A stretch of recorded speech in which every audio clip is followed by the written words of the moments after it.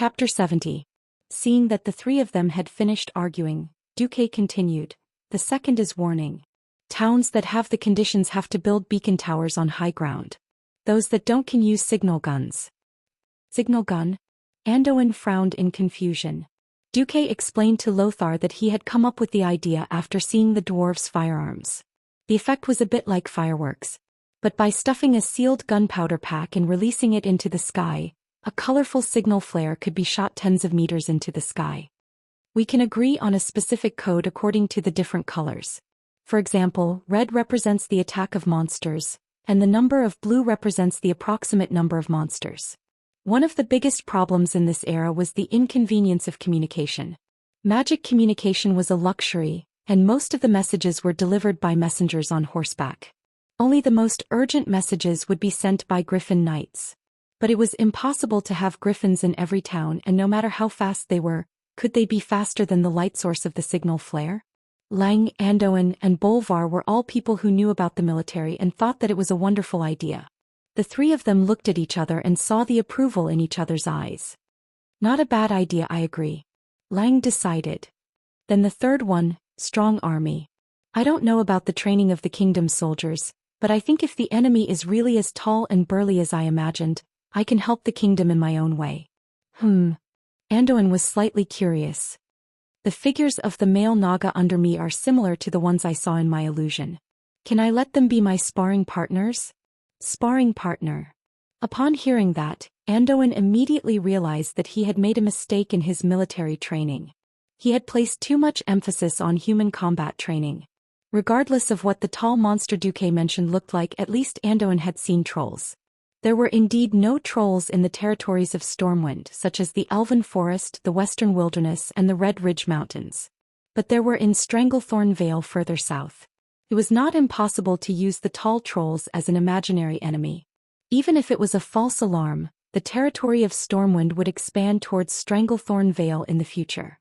"Any other suggestions?" Lang asked. "I can't think of anything else for now."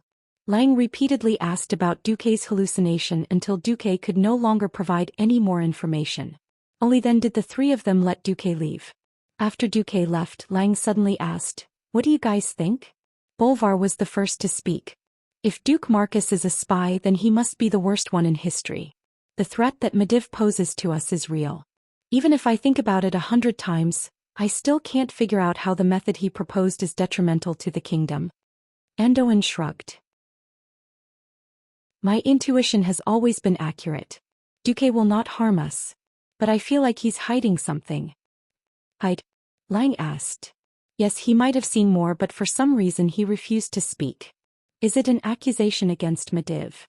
Anduin slumped on the chair, letting the cold metal gauntlet stick to his forehead. "If a kid you don't know suddenly came to you and told you that your old friend of decades might betray you, would you believe it? Maybe things haven't reached that stage yet." Lang could only suppress the warning signals from his rationality and let his emotions take over for the time being. The three of them discussed for a long time and then found the cabinet members.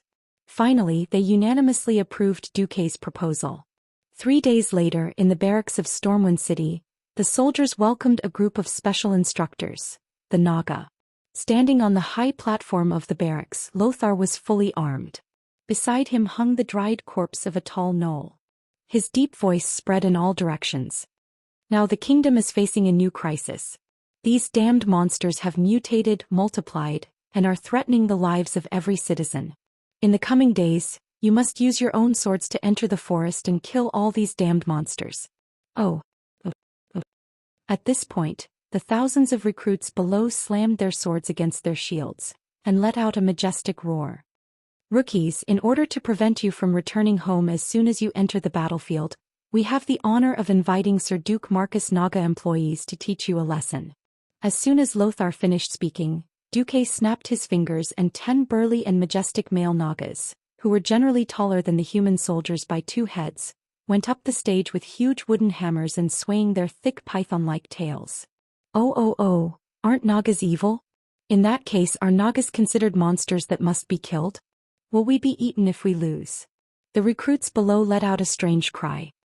"No, if you lose you will only get your butts kicked by your commanding officer. Lothar replied, causing the soldiers to burst into laughter. There was no need for Lothar to make arrangements for the following matters.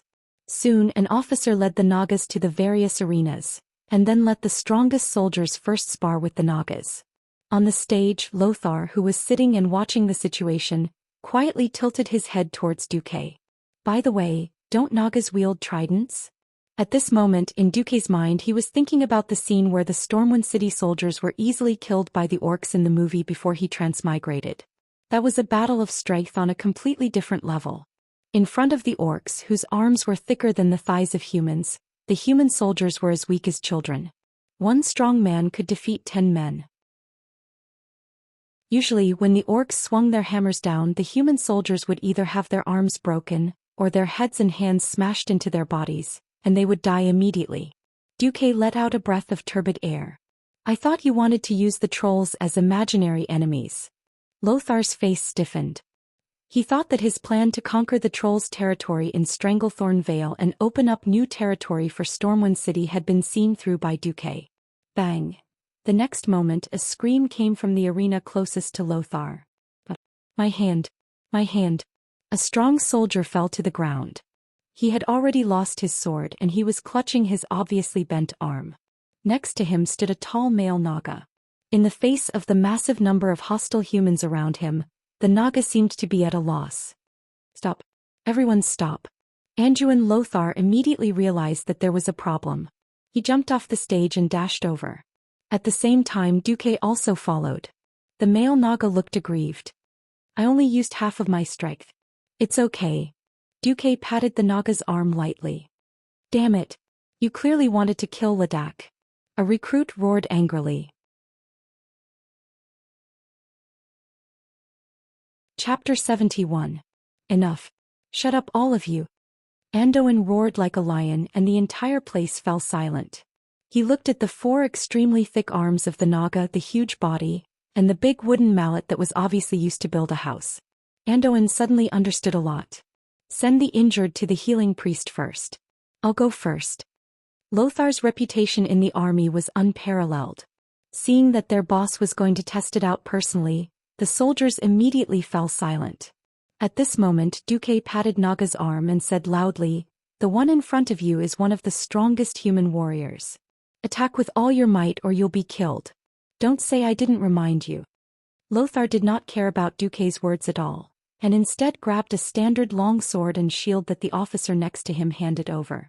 He weighed them in his hands before getting into a fighting stance. Come on. Naga, attack me like how you attacked that soldier just now. Before Naga attacked, Lothar had plenty of time to spare. Even when he saw the sinister smile on Duque's face he did not care. He did not care when Naga swung his tail and pounced forward at high speed. He still did not care when Naga raised the sledgehammer high up. It was because Lothar had absolute confidence in his martial arts skills. It was a simple blow to the head and the posture was not smooth. Even a farmer who chopped firewood every day could do it better than this Naga. Seeing this, a faint smile appeared on Lothar's face. His well-honed night cultivation allowed him to raise his shield naturally. However, in the next moment Lothar's smile stiffened. Fast. It's too fast. Under the tremendous force beyond human imagination, Naga's hammer let out a shrill howl. If it was really hit, not to mention Lothar, even the armor Lothar was wearing would turn from a tin can into a lump of iron. Lothar immediately understood that he definitely could not block it. In fact, no human could easily block such a blow with a shield. He was originally standing in a T stance, and the good sense of distance made him jump back instantly. The whistling hammer brushed past the shield less than a finger's width. In the next second he moved his sword forward, and the tip of the edgeless sword was already on Naga's throat. Naga's voice was a little bitter. I lost. No. You've done a good job. At this moment Noxus realized that he was sweating profusely, and his inner armor was completely drenched. He was an excellent warrior and a top-notch commander. He immediately realized where the problem was. This kind of one-on-one competition had a wide space for the warriors to display their skills to their heart's content. But what about on the battlefield? In that crowded place, it was very important to maintain the formation. There were only 10 Nagas now, but if there were 100 or 1,000 Nagas swinging their hammers at the same time, It was obvious that the soldiers in the first row of the army formation would all kneel in an instant. Just imagining the scene of such a simple and violent instant kill made Noxus shudder. The soldiers around him were all cheering, but Lothar's eyes almost lost focus. In front of such a huge monster, humans seemed so weak. What to do? What should I do? What to do? Noxus was almost roaring in his heart. He really couldn't accept the fact that the soldiers he had painstakingly trained would be slaughtered like melons and vegetables in front of this monster. He suddenly saw Duque with a mysterious smile on his face. "Sir Marcus, do you have any good ideas?" Duke retorted with a question like a newbie. "You think you can't handle it? Why don't you carry it with both arms?" "Two arms." Duque's seemingly silly words opened a new window in Noxus' mind. "That's right. If one arm can't carry it, why not both arms together? Come Naga, come again. I won't fight back this time, hammer me like you did just now." Noxus raised his shield high. This time he pressed his two forearms against the shield, his legs took a bow stance and his muscles bulged. This was a completely resistant posture. The hammer, as heavy as a mountain, came crashing down as he imagined. Boom! The wooden shield made an unbearable cracking sound, but the good workmanship of Stormwind City's craftsmen prevented the shield from breaking immediately. The tremendous force was transmitted to Noxus' arms below. For a moment, Noxus felt his arms go numb, as if his arms didn't belong to him. However, even if his chest was so stuffy that he wanted to vomit blood, he still blocked it. Noxus was happy with this new suggestion. Again, hit here this time. Noxus seemed to have mastered the trick. He let Naga carry out a sweeping attack. On the other hand, it was as if he was using his body to push against the door. He turned his body sideways to face Naga and let the shield stick to his shoulder. In this way, when he received a heavy blow, his entire left arm and left shoulder would receive the force together. Bang! The fierce impact almost shattered the shield, but it still managed to block it. Noxus had obviously suffered twice, but he looked like he had gained a big advantage. When Naga stopped, Noxus turned to Duque and gave him a thumbs up. "You did a great thing for Stormwind City." Duque smiled without saying anything. It was very simple, holding the shield with both hands and using his shoulders to help share the impact. It was such a routine, but it represented the experience exchanged for countless blood. In the original history, the soldiers of Stormwind City suffered a great loss due to their lack of understanding of the orcs. They subconsciously followed the training and raised their shields with one hand, trying to block and counterattack. However, they couldn't block it, and 90% of the soldiers were killed by the orcs in one move. Even if they couldn't, they would be seriously injured and killed by the second move. After losing thousands of people, they learned this move at the cost of their lives. Now, with Duque's help, Duque believed that history would definitely be rewritten. Anduin turned around and yelled at the officers below. "Did you see the two postures just now? They all practice defense and counterattack like that. Don't be afraid that your blunt swords will stab the Naga. As long as you don't stab the eyes or throat, the scales of the Naga are not as fragile as you think." After giving the instructions, Noxus walked over and asked softly, "How many Nagas do you have left that you can lend me?" 100, that's the most I have. Duque answered softly. "I want all of them.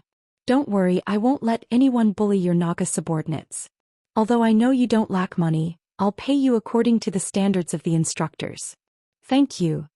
"No. Lang and I are the ones who should be thanking you. Actually, do you really not have anything to say to me or Lang?" "No." Duque shook his head decisively. "It's all right, I like you." Noxus gently knocked his large fist on Duque's chest. Watching Noxus leave, Duque muttered to himself, "I've done everything I can. Now it's up to Lady Luck to lift her skirt for us."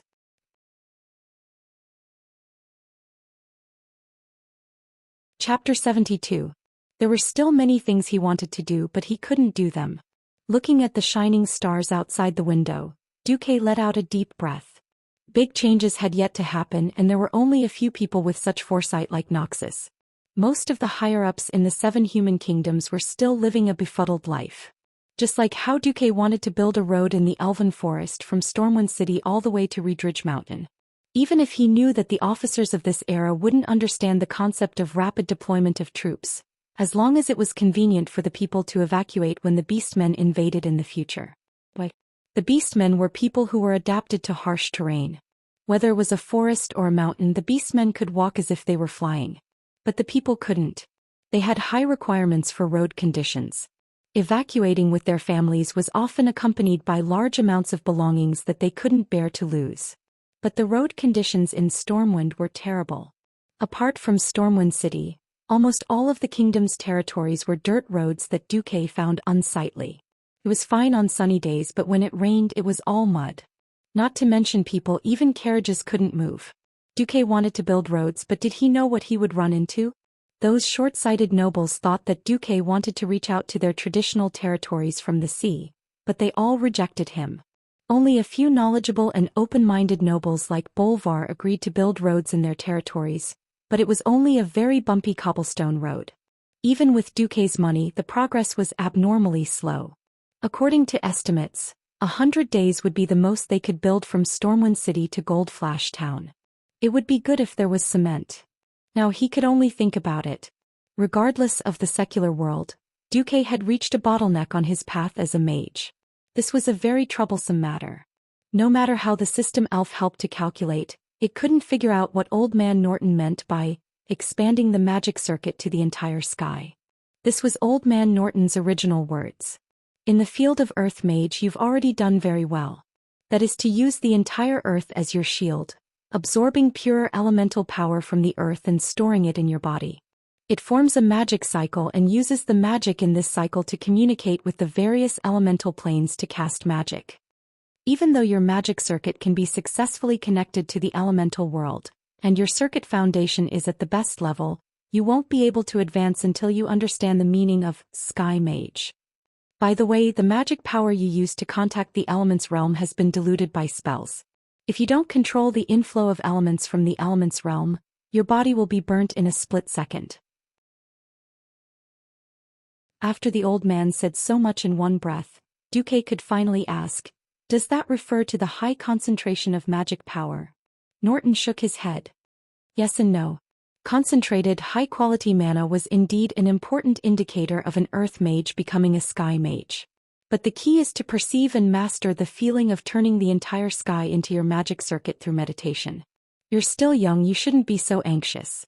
Duque had no choice but to be anxious. There were still 3 months until the Door of Darkness incident. Expanding Stormwind's strength was the right thing to do, but his own strength was equally important. This didn't just involve his future status in the world, but also a series of follow-up problems. For example, who would fight Ghoul Dan in a magic battle? Who was Ghoul Dan? The orc warlock Ghoul Dan could be said to be the first super boss in the Door of Darkness incident, second only to Medivh. Ghoul Dan was previously the chief of the Storm Marauder clan on Draenor planet where the orcs lived. Originally, Ghoul Dan was just a shaman among the orcs, but his mastery of the shaman doctrine quickly surpassed his mentor, the shaman Nizul. But the shaman's power didn't seem to be as strong as he had expected. In order to increase his own power, Ghoul Dan turned his attention to the endless darkness.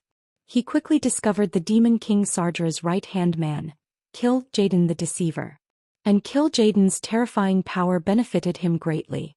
Ghoul Dan learned the skills of the demons, and after combining the power of the shaman with the power of the demons, he became the first warlock in the history of this world. Ghoul Dan brought this magic into the tribe, turning the orcs into war machines that thirsted for chaos and destruction. He also fed the demons' blood to the orc army, letting the orcs massacre the Draenei. Ghoul Dan's continued growth in power brought him to a higher position in the tribe. 800 years later, Medivh, who was possessed by Sardras, appeared in a dream to this orc warlock from Draenor planet. Together, the two of them opened the portal, Door of Darkness, that linked Azeroth and Draenor. It was to teleport the orcs to planet Azeroth.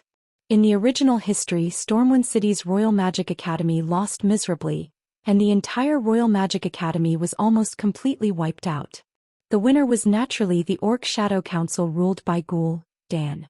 On the side of the Stormwind army, after Duque had done so many things, Duque believed that no matter how much Stormwind lost, it wouldn't be as bad as it was in the history before he transmigrated. But a magic battle, not easy. Duque asked the system elf for help, but he only got a reply, "It's unscientific, I can't do anything about it." How could one do something well?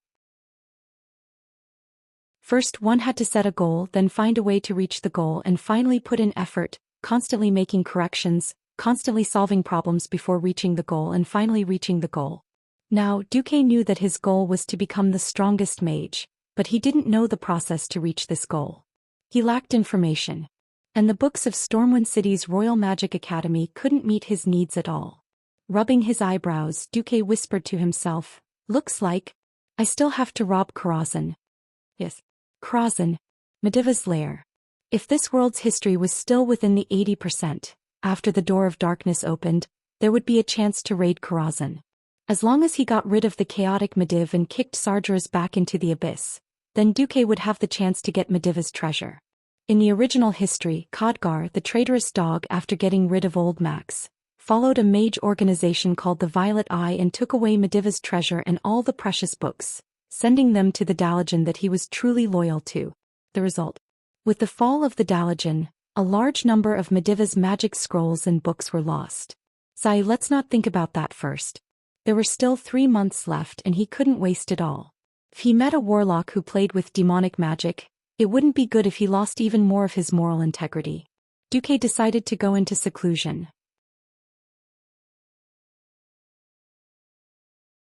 Chapter 73. The earth of Draenor was rotting and no normal plants could grow. The turbid wind blew in the sky, making it hard to breathe. Without plants, herbivores could not survive, and naturally the carnivores at the top of the food chain could not survive either. The stars in the sky were on the verge of falling, and the sun was dim in the thick clouds of dust. Everything seemed lifeless. The wind on the earth suddenly stopped, and the air reverberated with the melodious and deep sound of a horn. The wind stopped, and the dust that was originally flying along with the wind also settled down. On the ground, huge figures could be seen advancing towards the same target. There were huge wolves of various colors, but most of them were huge green-skinned humanoid figures. They were generally more than 2 meters tall, and their entire bodies were bulging with explosive muscles. Even the slightly slender females among them had burly figures that completely surpassed the human warriors. They carried all kinds of weapons and gathered at the place where the horn sounded. Their thick and heavy feet stepped on the ground, and even the solid ground made slight cracking sounds when they stepped on it. The earth was cracking inch by inch and there was no longer a trace of nutritious soil. Every step on it was like the sound of approaching death. A huge bolt of lightning seemed to split the sky, and the remaining cracks were imprinted on the retina of these burly warriors. A giant with a reddish complexion raised his head in shock. He saw that in the gloomy sky, the mud-like clouds were slowly flowing towards the target. "This is Durotan, there's no need to look. That must be Ghoul Dan's spell." Durotan opened his eyes, and in his pure blue pupils was a reflection of a nearly straight tornado. It was as if the energy of the entire world of Draenor was converging there. As the chief of the Orc Frostwolf clan, the young Durotan had an incomparably strong body. On that strong body that was like a small mountain, it was covered with the most typical Orc-style accessories. 2 large braids were combed well and hung down in front of his chest. On his 2 arms that were thicker than a cow's leg, there was a ring of animal tooth ornaments of various sizes. Around his waist was a white leather belt that was thick enough to cover his entire belly. Durotan was carrying a huge axe that was as big as half a door of a human house. Beside him was his beloved white wolf, which was as big as a water buffalo and weighed at least 400 kilograms.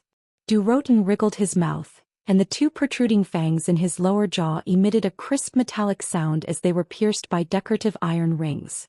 "Orgrim, I feel that the destruction of the world has something to do with Ghoul Dan." Durotan's good friend Orgrim Doomhammer, who would soon become the great chief of the Orc tribe, tilted his head and said, "I don't think a single Orc can destroy a world." Orgrim's body wasn't as burly as Durotan's. Just by looking at his figure he was half a size smaller. However, if any Orc neglected the square-headed iron hammer in his hand, which was larger than most Orcs' torsos, they would definitely pay a heavy price. Orgrim's body was also covered with all sorts of Orc accessories. The fangs hanging on his body were a type of decoration, but also a symbol of his bravery. Only a Orc warrior who had killed a ferocious monster by himself could cut off the monster's fangs and hang them on his body. In this aspect, Orgrim was not inferior to Durotan. Both of them were renowned warriors among the Orcs. As they got closer to their destination, Durotan saw more and more orcs. These elite warriors from different clans were either beating their own chests or letting out sky-shaking roars, displaying their bravery in all kinds of ways. Some of them were even slightly exaggerated, and naturally they were wrestling with those who were not pleasing to their eyes. The entire gathering place was like a huge arena. The Warsong tribe, Blackrock tribe, Shadowmoon tribe, Shattered Palm tribe. Almost all the large tribes are here. Orgrim continued, of course the world is ending. If we don't want to follow the world to its end, we can only respond to Great Chief Blackhand and Ghoul, Dan's call. While the two of them were talking, many beastmen noticed Durotan. Many orcs' pupils suddenly shrank, and the crowd filled with fighting spirit became restless. The gathered orc warriors parted like water splashes, or perhaps like a retreating tide. The orc warriors opened up a path for the two warriors, who were wearing tusk ornaments all over their bodies. At this time, an even taller and more burly figure appeared on a rough wooden platform not far away. It was a huge orc wrapped in heavy iron armor. The huge warhammer covered in dried blood showed off his bravery. His iron-blooded face seemed to tell the other orcs that he also had a heart of steel. His aura when he appeared was like a giant battle axe, forcibly splitting apart the wild and unruly crowd of orcs. Those who retreated a few steps too late were suffocated by the murderous aura that was filled with the smell of blood, and their chests shrank as they exhaled, almost losing the courage to bounce back. O Frostwolf tribe, go look for a place in the south. In the tribe, the only one who could suppress the heroic Frostwolf chief in terms of aura was the Great Chief Blackhand, nicknamed the Destroyer.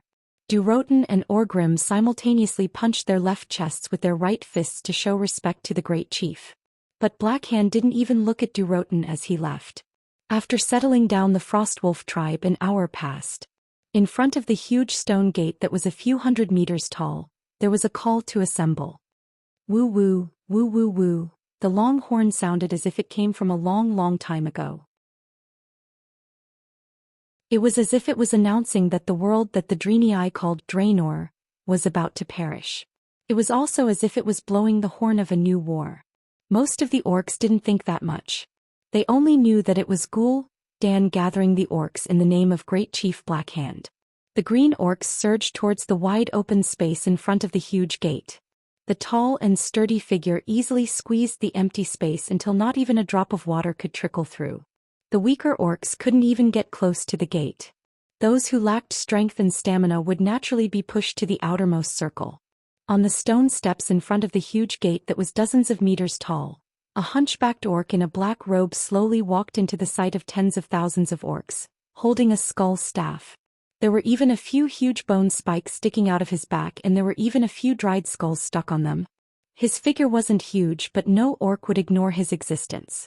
He was the one who had surpassed his mentor, Nizol, and was now the ruler of the orcs, Ghoul, Dan.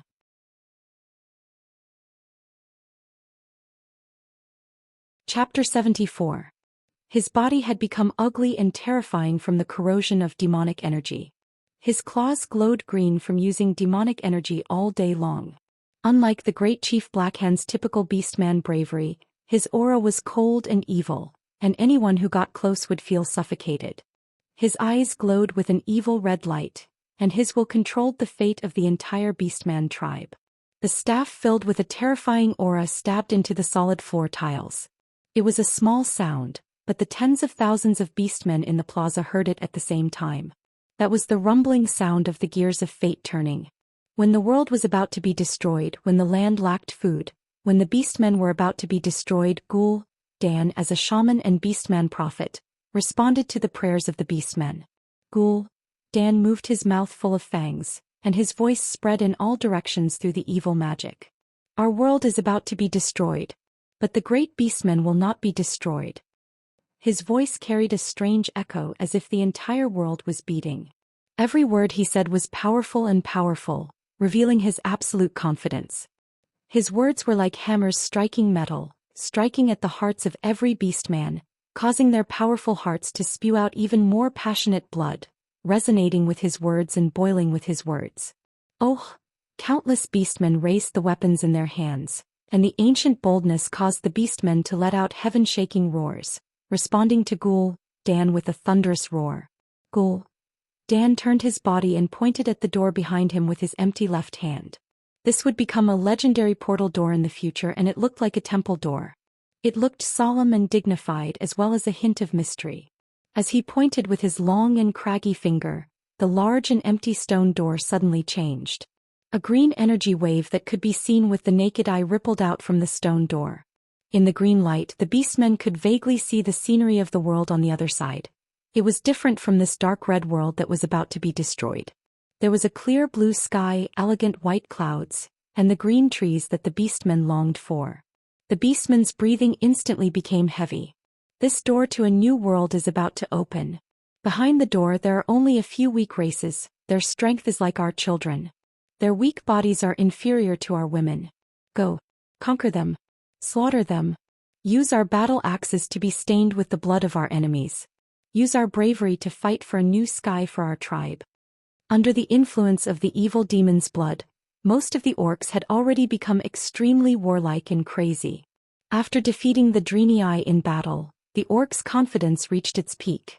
Oh oh oh, the deafening shouts and the shockwaves were enough to overturn the entire sky. Following Ghoul Dan's finger's direction, the tribal warriors who had long been selected raised the weapons in their hands, and with steps that made even the earth tremble, they turned into a green flood, surging towards the enormous door of darkness. Seeing this, Durotan turned to his old friend Orgrim and said, I suddenly remembered our war with the Draenei. So what? The Draenei's Shotrath city is already the Horde's territory. A useless territory. Durotan curled his lips. I hope this is a good place for the orcs to reproduce. Durotan's words were continued by his wife, Draka, who had been standing at the side. I hope we can build a better territory for our children. Durotan frowned slightly. Draka, you still insist on joining the first wave of attack? Only the bravest orcs can join the first wave of attack. Are you doubting my bravery?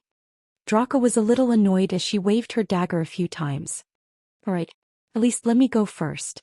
Following the flood of orcs, Durotan took the lead and charged through the huge green door without hesitation. At the same time, Stormwind City. Duque, who was in the sealed room, suddenly opened his eyes. His eyes shot out a sharp light.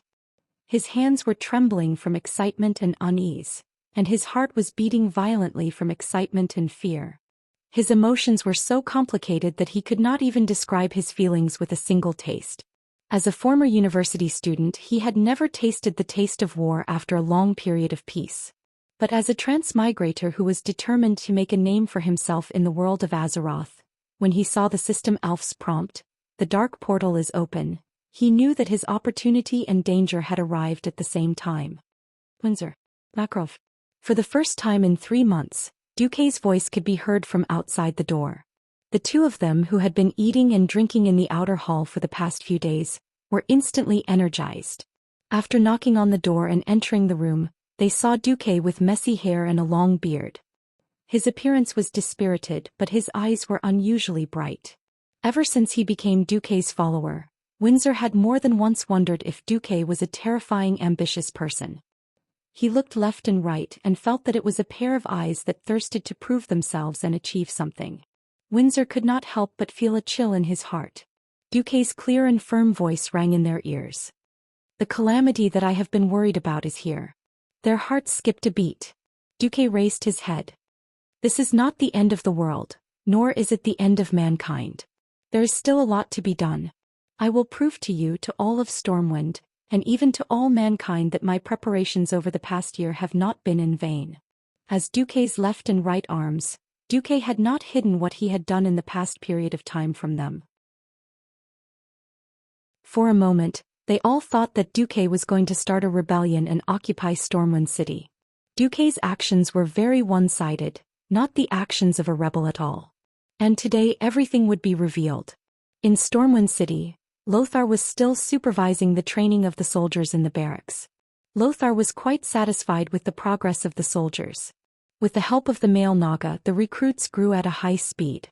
At first they couldn't even hold their swords steadily, but now they could attack and defend. In these 3 months, many small tactics had been developed. For example, they would let 2 soldiers hold shields in front, while the spearmen would launch sneak attacks from behind. Today seemed to be no different from any other day in the past. However, in the middle of the night, Lothar's office was knocked on by his valet. "Commander, you'd better look at this." The valet was holding a communication bucket sealed with wax. Looking at the lion mark on it, Anduin's pupils suddenly constricted.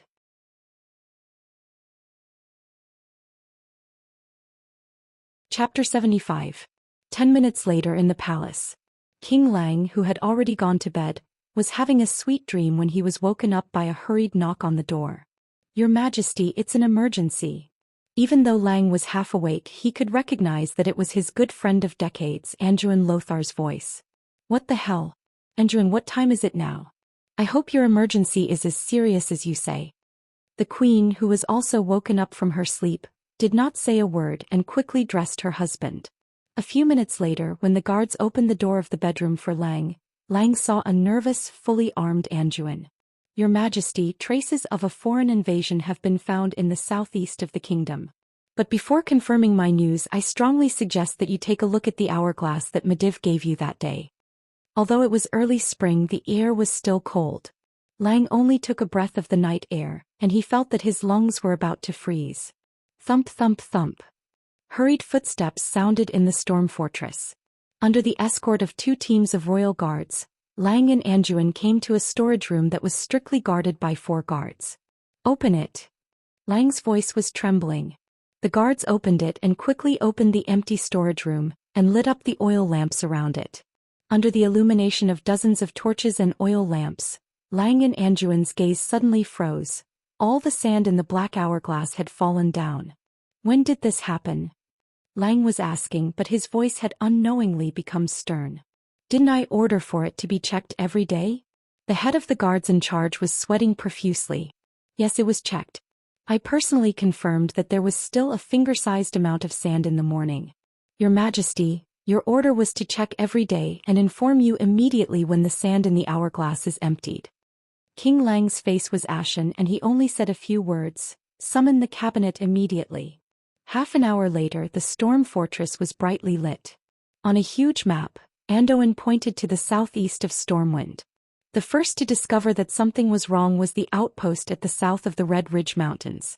The outpost lost contact with the outpost after 3 red signal flares, signifying the invasion of a large number of monsters. 2 months ago, the Griffin reconnaissance team that I had stationed at Lakeside Town in Reedridge Mountain immediately took off and saw a large number of green-skinned giant humanoid monsters surging out of the Swamp of Sorrows. "Gigantic? How big is it?" King Lang frowned. "According to the magic message, they are about 7 feet tall, and they are generally more muscular than our people. Moreover, they have all kinds of armors and heavy weapons such as axes and hammers." Duke Bolvar asked, "Are you sure it's not a troll?" Anduin shook his head. "No, in order to confirm, 2 of the Griffin Knights even swooped down to observe at close range. One of the Griffin Knights was even killed by long-range weapons." The corner of King Lang's eye twitched. The Griffin, a giant bird of prey with the limbs of a lion and the head and wings of an eagle, was not easy to raise. Despite the Griffin's large size, it could easily overturn a large group of human soldiers in battle. If a Griffin were to eat to its heart's content, it could eat a cow every day. It would be a lie to say that Lang did not feel the pinch after losing a Griffin just for reconnaissance. At this time a messenger came in. "Your Majesty, Commander Sirs, there's new news." Seeing the latest news, the whole room was dead silent. A small garrison stationed at the triangular junction of the Reedridge Mountain had been annihilated. The garrison stationed at the Stormwind Mountain had fewer people, about 500 or so. Even so, the report said that there were no survivors. This was not a surprise attack when they were unprepared. This was a complete annihilation after they had received the warning from the outpost ahead and were prepared for battle. The weight behind this was definitely heavy. The faces of Lang and Anduin had slight spasms of pain, because this meant that their good friend of many years, Mediv, had really betrayed them. At least he had given up his duty as a guardian. Lang twisted his neck that was like a rusty machine and looked at Anduin. "Have you informed the Tirisful Council?" "Yes, but there was no response," an old court mage answered. Lang suddenly had an ominous premonition. However, the imminent large-scale invasion made Lang have no time to care about other things. Among the 7 human kingdoms, Stormwind was considered a strong country, But no matter what, Stormwind could not afford to raise a standing army of more than 100,000 people. For Stormwind, which had a total force of less than 30,000 people, the annihilation of a garrison was not a trivial matter. Most importantly, this seemed to be just the beginning. King Lang pressed his hands on the table and said in a low voice, "Information, I need more information. What the hell is our enemy? What is the evaluation of combat power?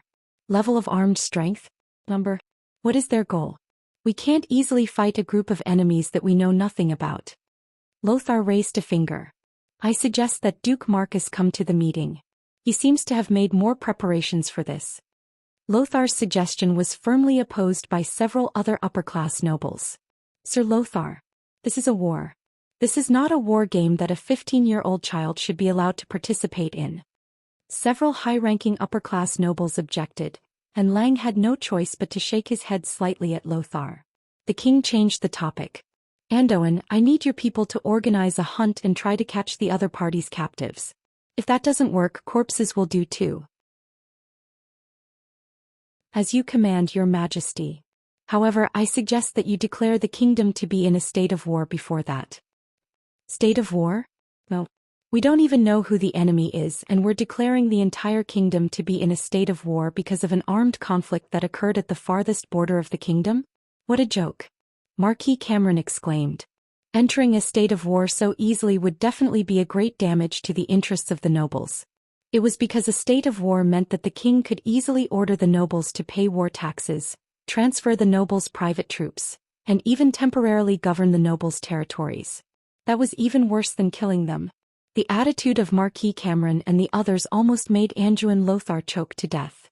Unfortunately, before more evidence could be produced to prove the seriousness of the situation, both Anduin and King Lang could only temporarily treat this invasion as a border conflict. However, the speed at which the situation deteriorated was faster than everyone had expected. Except for one person, Duque.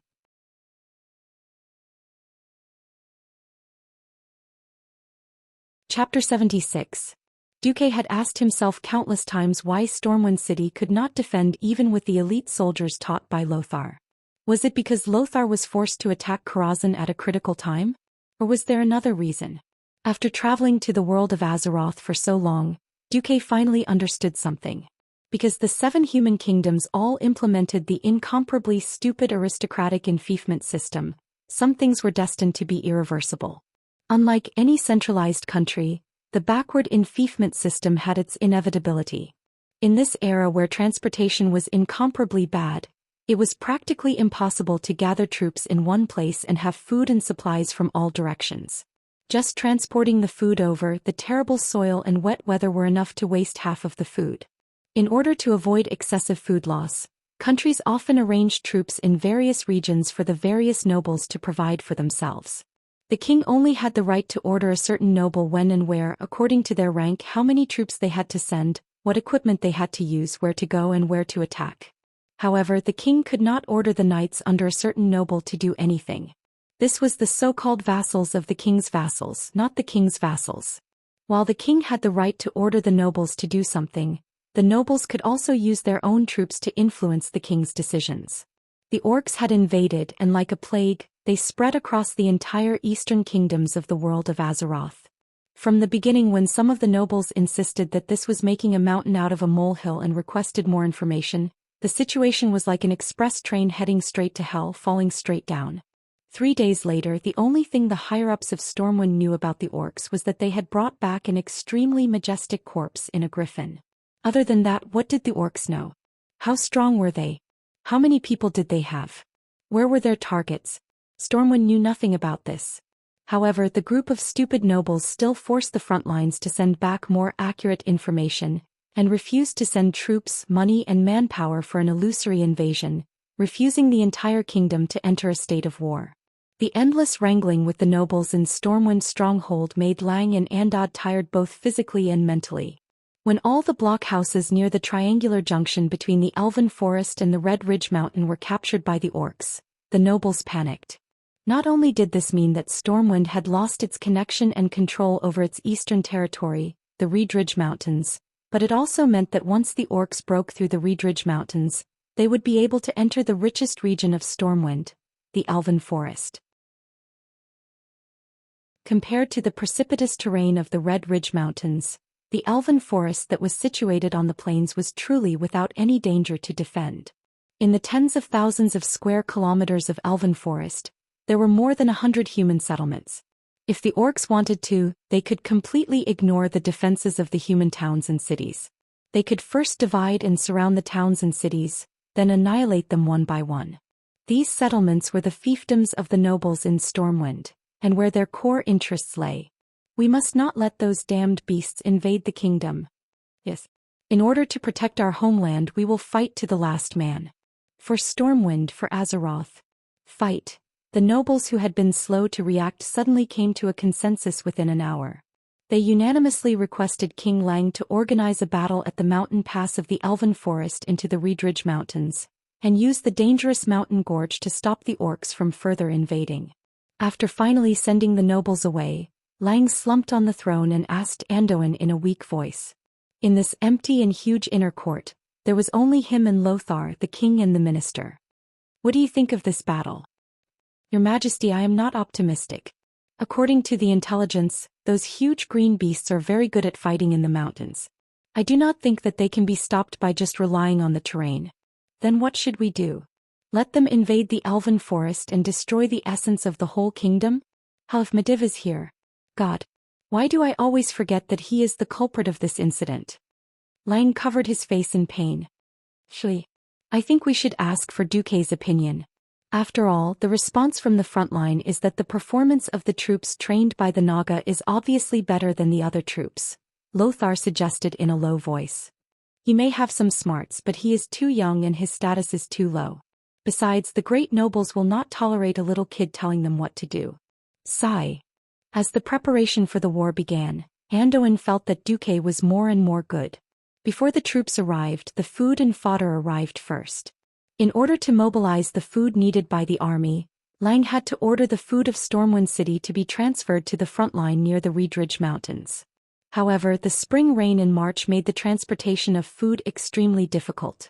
The transportation from Stormwind City to Goldshire Town was extremely smooth because of Duque's road construction. However, the road from Goldshire Town to the east of the Ridge Mountains was so terrible that it made Lothar curse. The muddy dirt road almost paralyzed the entire transportation plan. A large amount of food, armaments and various supplies were piled up in Goldshire Town and could not be transported out. Why is the road from Stormwind City to Goldshire Town so good, but the rest is so terrible? Due to the needs of the war, the Lion's Pride Inn in Goldshire Town had become Lothar's temporary command post. Lothar, who was looking at the map, slammed the table and cursed. At this time, a sergeant said in a low voice, "Originally, Sir Marcus was willing to fund the construction of the road from Stormwind City to the Ridge Mountains and replace all the mud roads with cobblestone roads. However, among the nobles, only Duke Bolvar for Dragon agreed. In the end, only the section from Stormwind City to Goldshire Town was built." King Lang and Anduin were speechless at the same time, but there was a vague feeling in their hearts. Did that kid Duque even predict this? Impossible. On the 1st of April, which was later known as the first year of the Dark Portal. Despite the harsh conditions, Stormwind gathered 10,000 soldiers and nearly 6,000 private soldiers of the nobles to form a coalition army and set them up at the entrance of the Ridge Mountains. Looking down from the enormous Ridge Mountain, there was not a single tree on the barren Scarlet Mountain, and then a sea of green forest in the distance stretching as far as the eye could see. It was like a distant painting that could be expanded without limit, making everything seem very small in front of it. The Ridge Mountains were very large, but unfortunately, the V-shaped twin peaks in the westernmost part of the Ridge Mountains were like a lonely island in the endless sea in front of the vast elven forest. It seemed so lonely and helpless.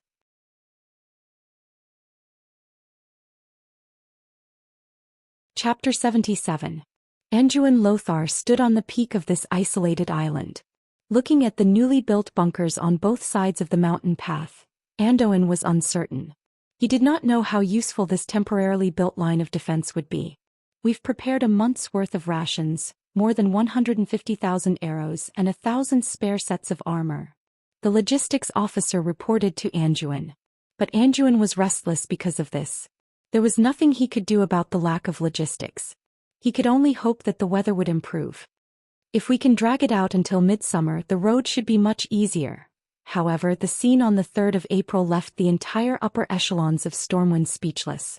The nobles had also sent many people to participate in this battle. Some were brave men like Bolvar for Dragon, some were sent to the front lines by their families, and some were seeking political capital. In any case, on the 2 nameless peaks of the Reedridge Mountains, there were 2 dukes for marquises and 11 earls of Stormwind. The number of lower and middle nobles was uncountable. In front of these Stormwind nobles who had lived in peace for nearly 1,000 years, was a terrifying and barbaric army. At first, the battle cries sounded like distant playfulness in the morning fog. But the moment that green line appeared on the opposite peak, a deafening sound wave and violent drumming came crashing down like a huge wave. The sound wave was so loud that it felt like someone was chopping at the eardrums of every noble present with an axe. The green flood easily dyed the entire opposite peak. It was countless green giants. They were burly and waved a mess of primitive weapons, but their terrifying numbers easily exceeded the limits of the nobles' psychological endurance. Were there 10,000 people here? Or was it 100,000? The green tide dyed several peaks on the opposite side, and the unfolding battle line easily exceeded the entire vision of the nobles. Not to mention 3 or 4 peaks, it felt like even if the battle line was stretched 10 times longer, it would not be able to accommodate the simultaneous attack of so many orcs. They pushed and collided with each other and even punched their compatriots who tried to stop them. But their numbers were so great that it was enough to make anyone with trypophobia go crazy. The green torrent was so crazy that it seemed like it would swallow everything in its path with its raging momentum. Lothar gritted his teeth as if he wanted to record every orc flag with his eyes.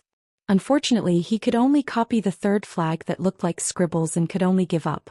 There were too many flags and it was too messy. Even if the orcs were holding the same clan's flag, due to the poor craftsmanship, it looked like there were several clans' flags. Only that smart orcs could clearly tell which clan was which. There was a huge canyon between the V-shaped twin peaks and the opposite mountain. After repeated calculations, Lothar found that it was just within the range of human bows and arrows. Lothar was confident that he could turn that place into a death trap for his enemies. Now Lothar's expression changed. The soldiers in the bunkers on the hillside had indeed shot out a large number of arrows, and the overwhelming arrows had indeed hit the orc vanguard. But the number of orcs that fell could be counted on one hand. Did the arrow miss? No. He hit the target. The bullet had hit the target without a doubt. But what did Lothar and the nobles see through the telescope? A bunch of crazy orcs. They saw with their own eyes that an orc had at least 20 arrows in his chest, shoulder, and face.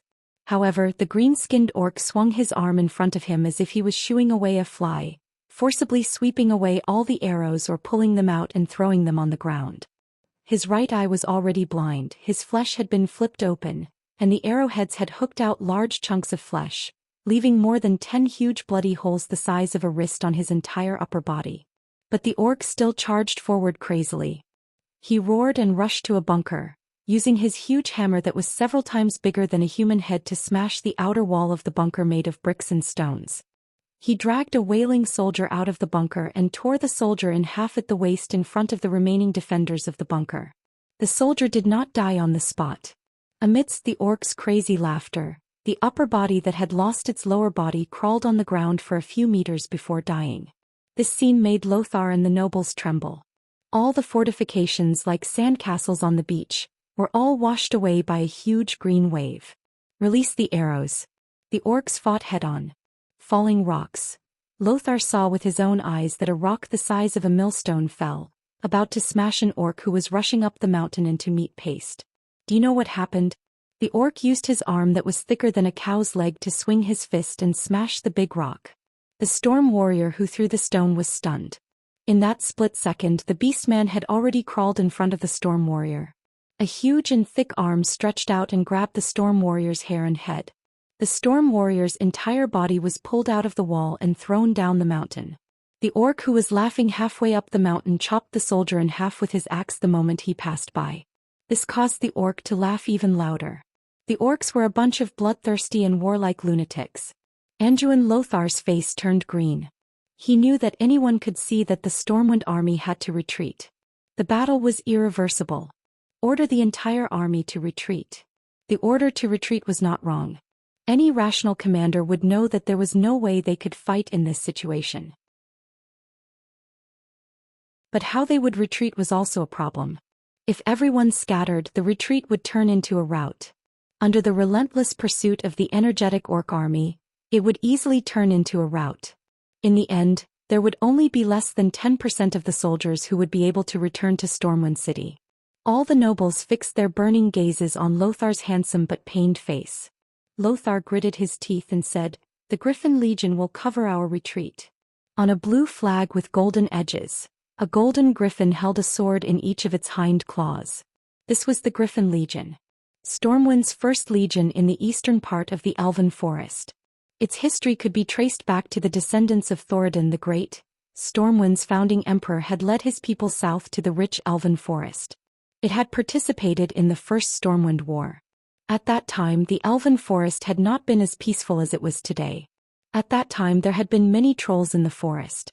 It was the Griffin Legion's bravery that had driven the trolls south, past the Twilight Forest, and into the miasma-filled Stranglethorn Vale. This was a legion that had inherited the iron will of the founding emperor. But today at this time and place, Lothar was going to bury them in this hopeless battle to cover their retreat. It wasn't because he wanted to preserve the damned private soldiers of the nobles, but because of the entire army. Only the Griffin Legion could complete the task of covering their retreat.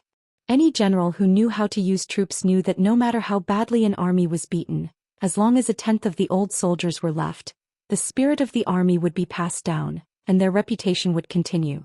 But after seeing this scene, Lothar knew that the Griffin Legion would disappear forever. Its reputation and the history it was so proud of would all disappear in this dull red valley. Under the siege of tens of thousands of orcs, the human infantry who were weaker in terms of stamina, speed and agility, could not escape the pursuit of the orcs.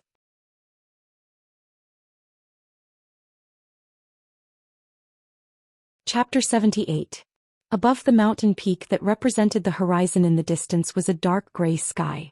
Under the thick dark clouds that almost covered the entire mountain peak, countless green orcs were crossing the mountain peak and killing their way out. The entire canyon was filled with the scattered limbs of the human soldiers, as well as weapons and armor that glowed with a matte luster.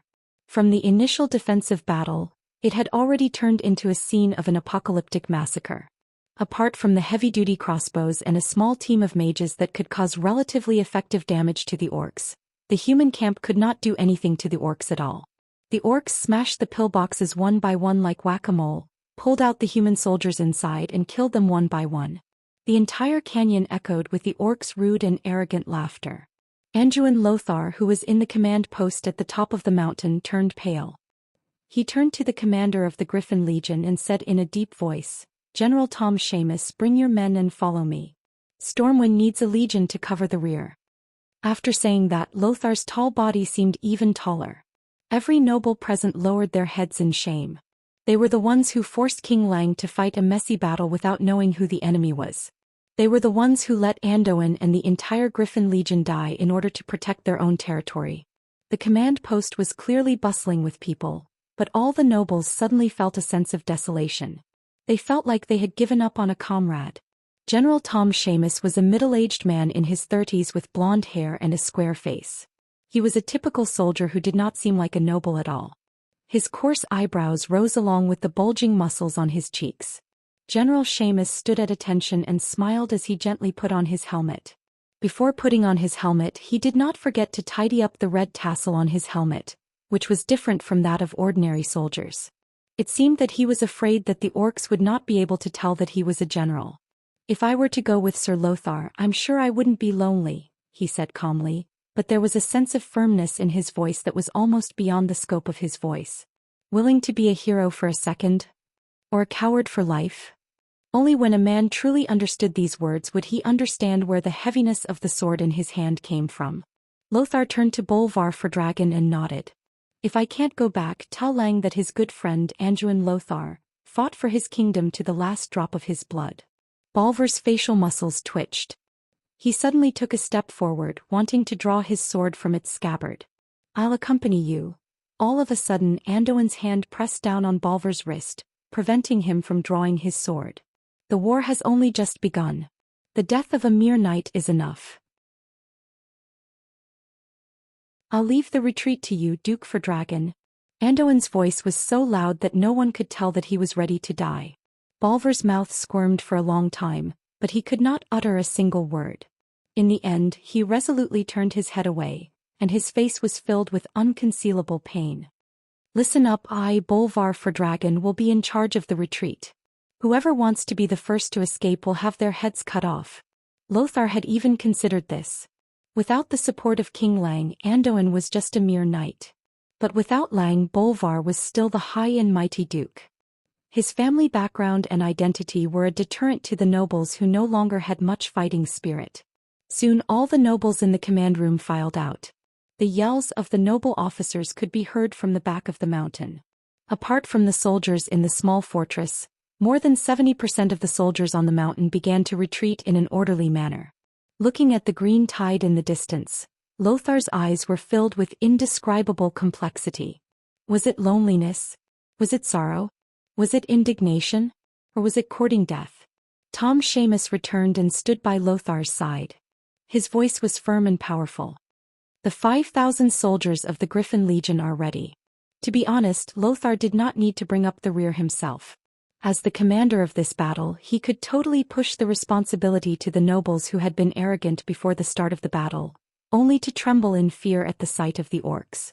Lang would definitely protect him. But Lothar did not. He calmly put on his helmet and led Tom Seamus out of the command post. Guards, blow our horn and tell those barbaric bastards that we are coming. Lothar's loud and clear voice made the guards at the door feel deep veneration. Woo woo woo. The heavy sound of the horn rang out, causing the orcs who were immersed in killing to raise their green-skinned heads involuntarily. Halfway up the mountain, a few of the largest fortresses on the two peaks that had not yet been attacked by the orcs opened up. Thousands of human soldiers in bright silver armor were like rivers flowing into the sea. They quickly gathered into two square formations, each guarding one of the peaks. On the 30-degree slope, they slowly advanced down the mountain. Roar! Finally some decent fellows have come to die. A chief of a small tribe laughed in the orc language. The warriors of the Griffin Legion slowly moved down the smoothest side of the mountain. As far as the eye could see, large floating shields and armor formed a stream of steel. The entire army looked like a dazzling ball of flowing mercury. In the gaps between the kite shields that were a size larger than the average Stormwind soldier, one could vaguely see that these heavily armored infantrymen only had half of their faces exposed in front of their helmets. Their eyes were filled with determination. At the very front were all shield swordsmen. From the third row onwards, there were spearmen holding spears that were almost 4 meters long. They rested their spears on the shoulders of the crouching comrades in the front row, which just happened to extend through the gaps between the shields. The fourth and fifth rows of spearmen did the same. However, the angle of the spears in each row was higher. This had been calculated. For the tall orcs, the lowest row of spears just reached their waists. The entire square formation was like an enormous steel porcupine, intimidating to look at.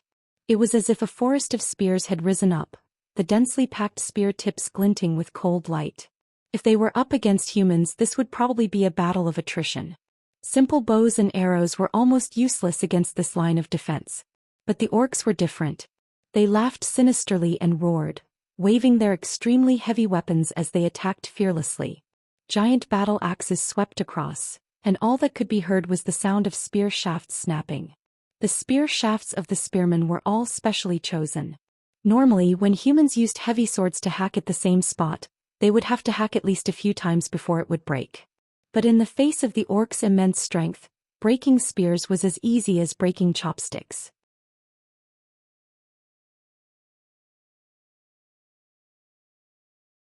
Chapter 79. The orcs at the very front naturally paid the price with their lives. But they used their bodies and lives to destroy more than 30% of the spears. Many of the second wave of orcs that charged to the front could already fight with the sword and shield soldiers at the very front. Bam! Even though the soldiers of the Griffin Legion had all been trained by the Naga instructors, The orcs' heavy hammers still caused many of them to split open in actual combat. The soldiers who had undergone strict training took advantage of the orcs' exhaustion to quickly stab out with their long swords. They succeeded but also failed.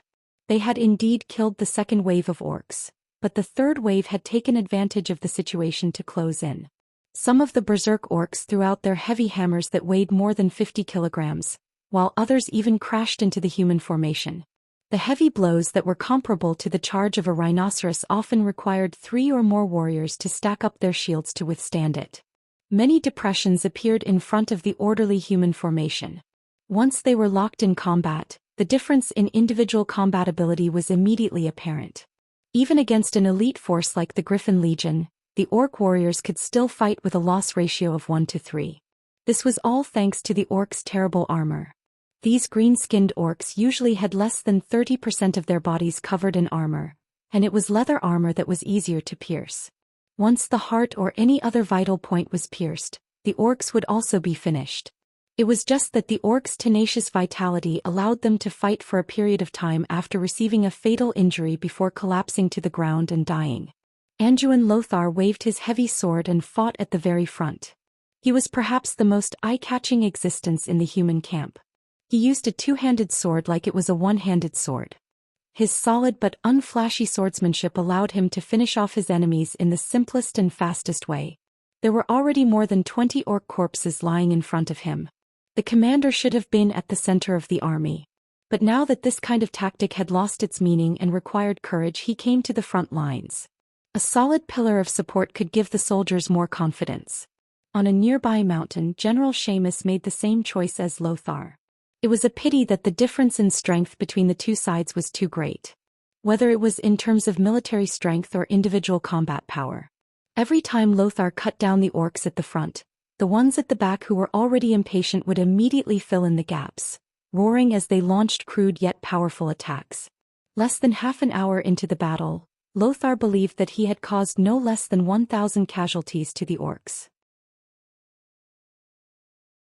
However, this number of casualties was simply a drop in the ocean compared to the orcs that were everywhere. Lothar could still fight. He waved his sword and stabbed, hacked, and slashed the ferocious-looking orcs to death. However, he could clearly feel the number of soldiers around him decreasing rapidly. The originally thick phalanx had become thin, and Noxus did not even need to look back to see that it had become deep behind him.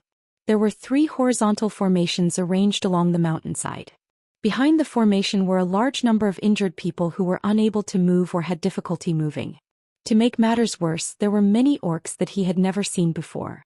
These orcs were slightly smaller than their brethren. They wore loose robes and carried staves. After a few seconds of crazy chanting, a Griffin Legion soldier would go berserk. Some would rush out of the formation and attack the orcs, only to be engulfed quickly. Or worse, they would slash their swords at their comrades who had been fighting alongside them. Anduin knew that the collapse of the battle line would happen in the next 2 to 3 minutes. "Commander, Duke Fordragon has ordered you to retreat." The voice of the messenger suddenly sounded behind Lothar. "Retreat? How do you expect me to retreat?" Looking at the orcs who were still moving quickly over the mountains, Lothar knew that if he did not stop the orcs' attack, what awaited them would be a faster and more severe defeat.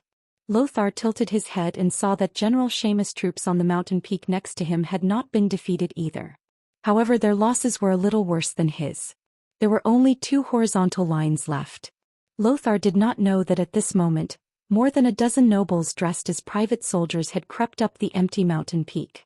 They nimbly dismounted from their horses and unloaded all the things that were on the horses.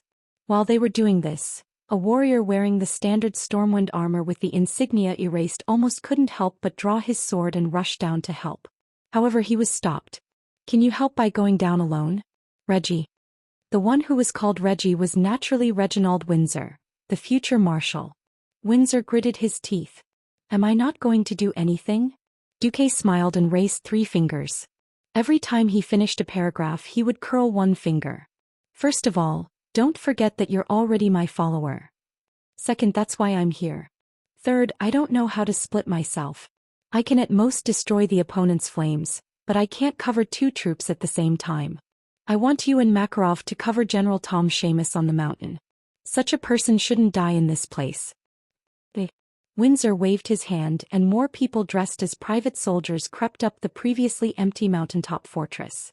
Looking at the situation at the foot of the mountain, Duque suddenly sighed. Heaven to the left, the warriors to the right. Why do I feel so heavy when I personally experience this? Lothar and the warriors of Griffin Legion were all great. It was this great glory that made Duque unable to bear to see the entire Griffin Legion fall here. General Seamus was already an arrow at the end of its flight. His left arm hung low. The fierce attacks from the orc warriors had dislocated his entire left arm. Even the slightest movement would cause him heart-wrenching pain. His right leg had been pierced by a rough spear. Even though it didn't hurt his bones, blood was flowing out. He was very tired and he didn't even want to move a finger. He was very dirty and his golden hair was covered in dark red mud. It wasn't mud, it was dried flesh, some orc and some of his comrades. His guards blocked a hammer for him and he saw with his own eyes the ribs of the lad who was hammered in the back. From the moment he received Lothar's order until now, he had always thought that he would die here. Suddenly he heard a strange whistling sound.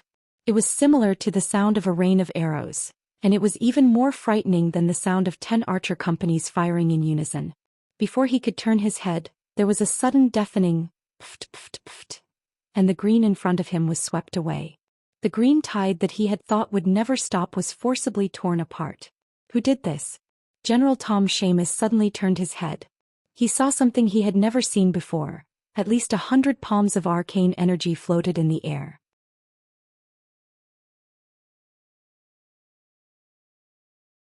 Chapter 80. Hand of Magic. A level 0 spell that was drawn as a cantrip. Even a magic apprentice could easily cast it. But what about 100 hands of magic? For a moment, General Tom Seamus almost thought that all the royal mages of Stormwind City had arrived. Seamus didn't dare to expect the royal family's mage team to appear here since they were the treasures of the king and the nobles. There was a saying in the upper echelons of the military that unless the enemy attacked Stormwind City, they wouldn't be able to see all the royal mages. Mages were mysterious, powerful and noble. Their food and accommodation had to be the best. Even if the whole army was eating grass, the pharaoh had to eat white bread. And they couldn't tolerate any noise when they were resting. The scarcity of mages led to mages rarely going to the battlefield. The team of mages on the battlefield today was put together by Duke Bolvar for Dragon and several nobles. When they decided to retreat, they retreated as soon as possible. Why were there mages on the battlefield? And they looked like they were on the same side. Wiping his blood-stained eyes, Seamus suddenly found that the things stuck in the orcs were very strange. They were all forged diamond-shaped awls. They were obviously larger than the arrowheads of bows, but they weren't as big as daggers.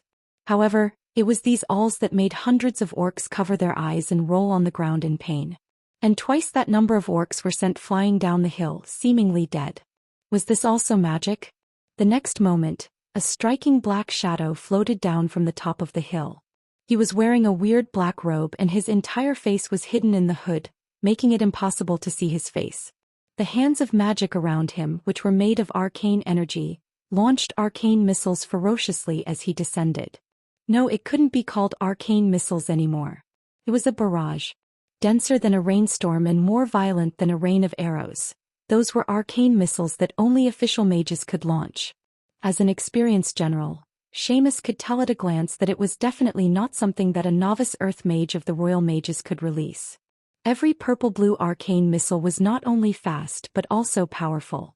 Even an orc skull would be blown off by a single arcane missile that hit the face of a beastman, whose swords might get stuck if they tried to slash at it. More terrifyingly, those arcane missiles were launched from the descending hand of magic, shooting while moving. But he did not panic at all. What kind of spell control was this? And it wasn't one hand of magic, but more than 100. Even Zimos's eyes were worth it. For a moment he almost thought that the damn mysterious guardian Medivh had returned to His Majesty Lang's side to fight for the entire Azeroth. He was absolutely sure that it was not Medivh. Medivh never hid his head but showed his tail, and Medivh rarely used such low-level spells. Even though Medivh rarely cast spells, Lin Li's impression of him was that Medivh also liked to bombard things. Then, who was he? General Seamus's curiosity almost burst his chest. At this moment an old voice came from the black-robed mage's hood. "General Xiamus, take your men and retreat. Leave this to me." On the battlefield, soldiers only accepted military orders. General Xiamus almost instinctively wanted to reject him, but he shuddered. He saw his subordinates. Although their faces were still filled with determination, their eyes were filled with exhaustion and sorrow that could not be concealed. Most of their comrades were already in eternal rest here. If necessary, they were absolutely willing to accompany their fallen comrades in eternal rest. But was there a need for that? General Xiamus knew very well that these were the last seeds of the Griffin Legion.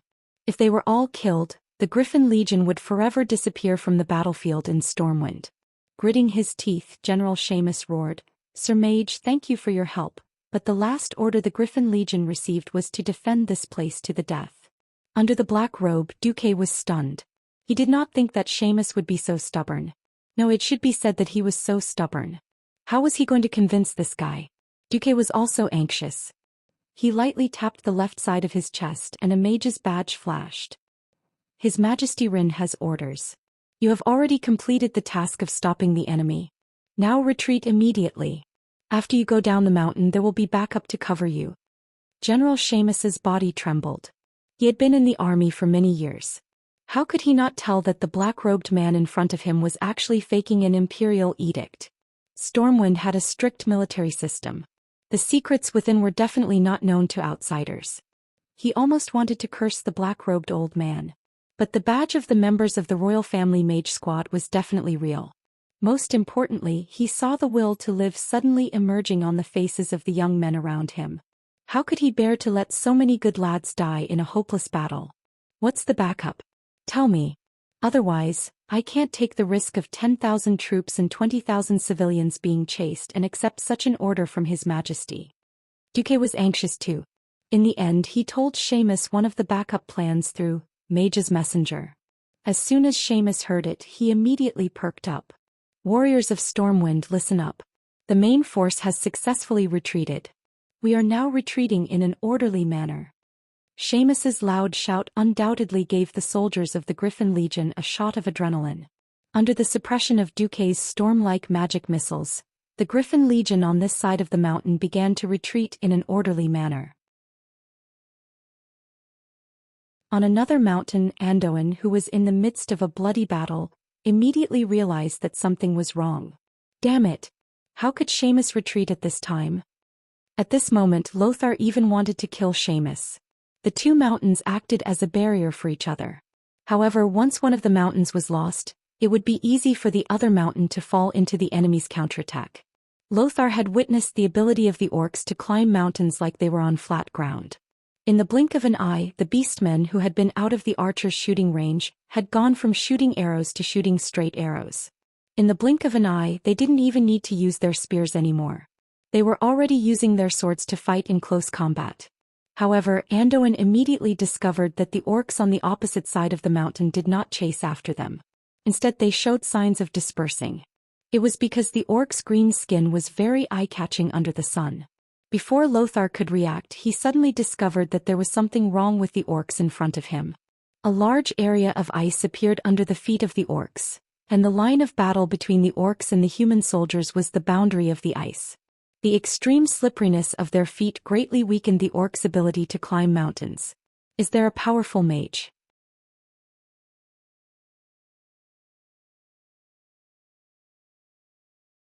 Chapter 81. Some things were precious only after they were lost. Take Medivh for example.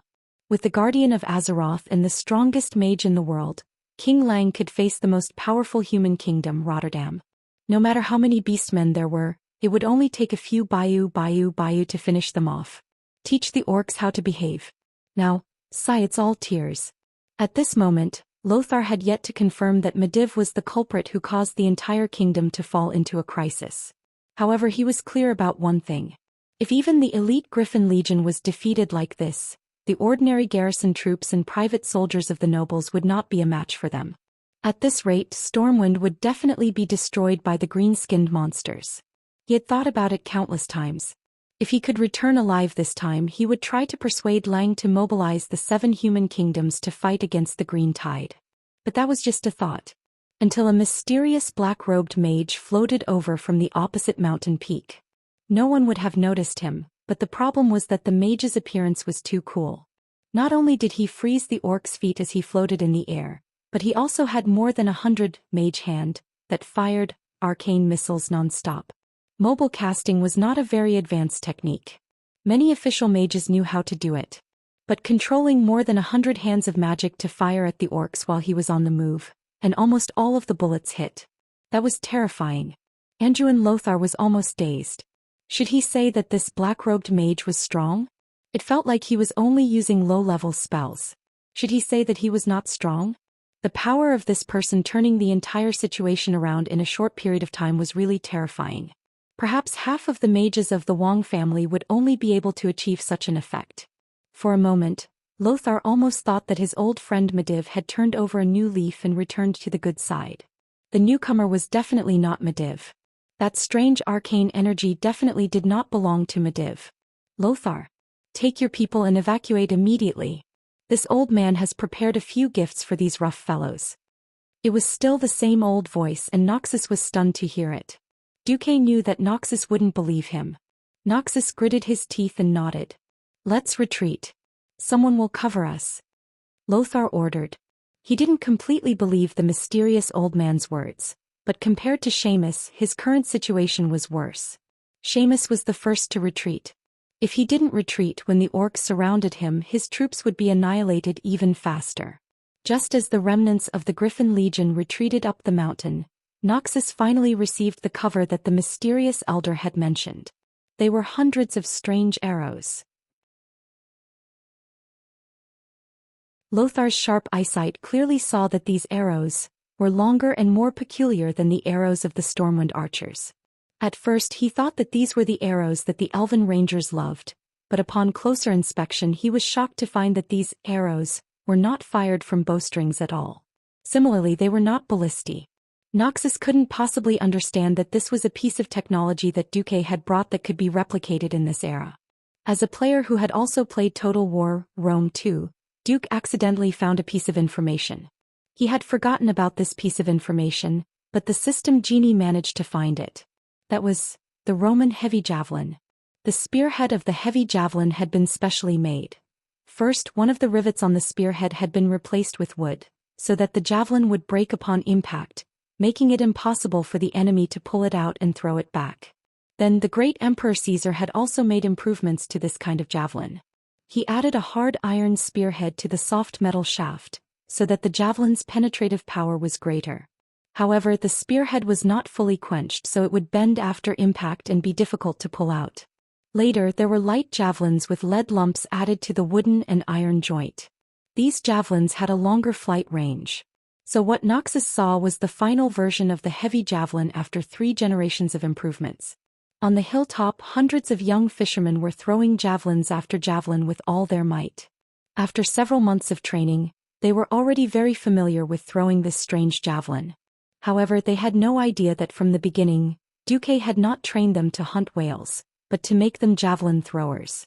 Light bows and arrows could not cause fatal damage to the strong orcs, but javelins were different. The heavy and specially made javelins drew beautiful parabolas in the air. They flew over the heads of the stunned Griffin Legion soldiers and accurately pierced into the burly bodies of the orcs. Under the acceleration of gravity, javelins became sharp weapons that spread death.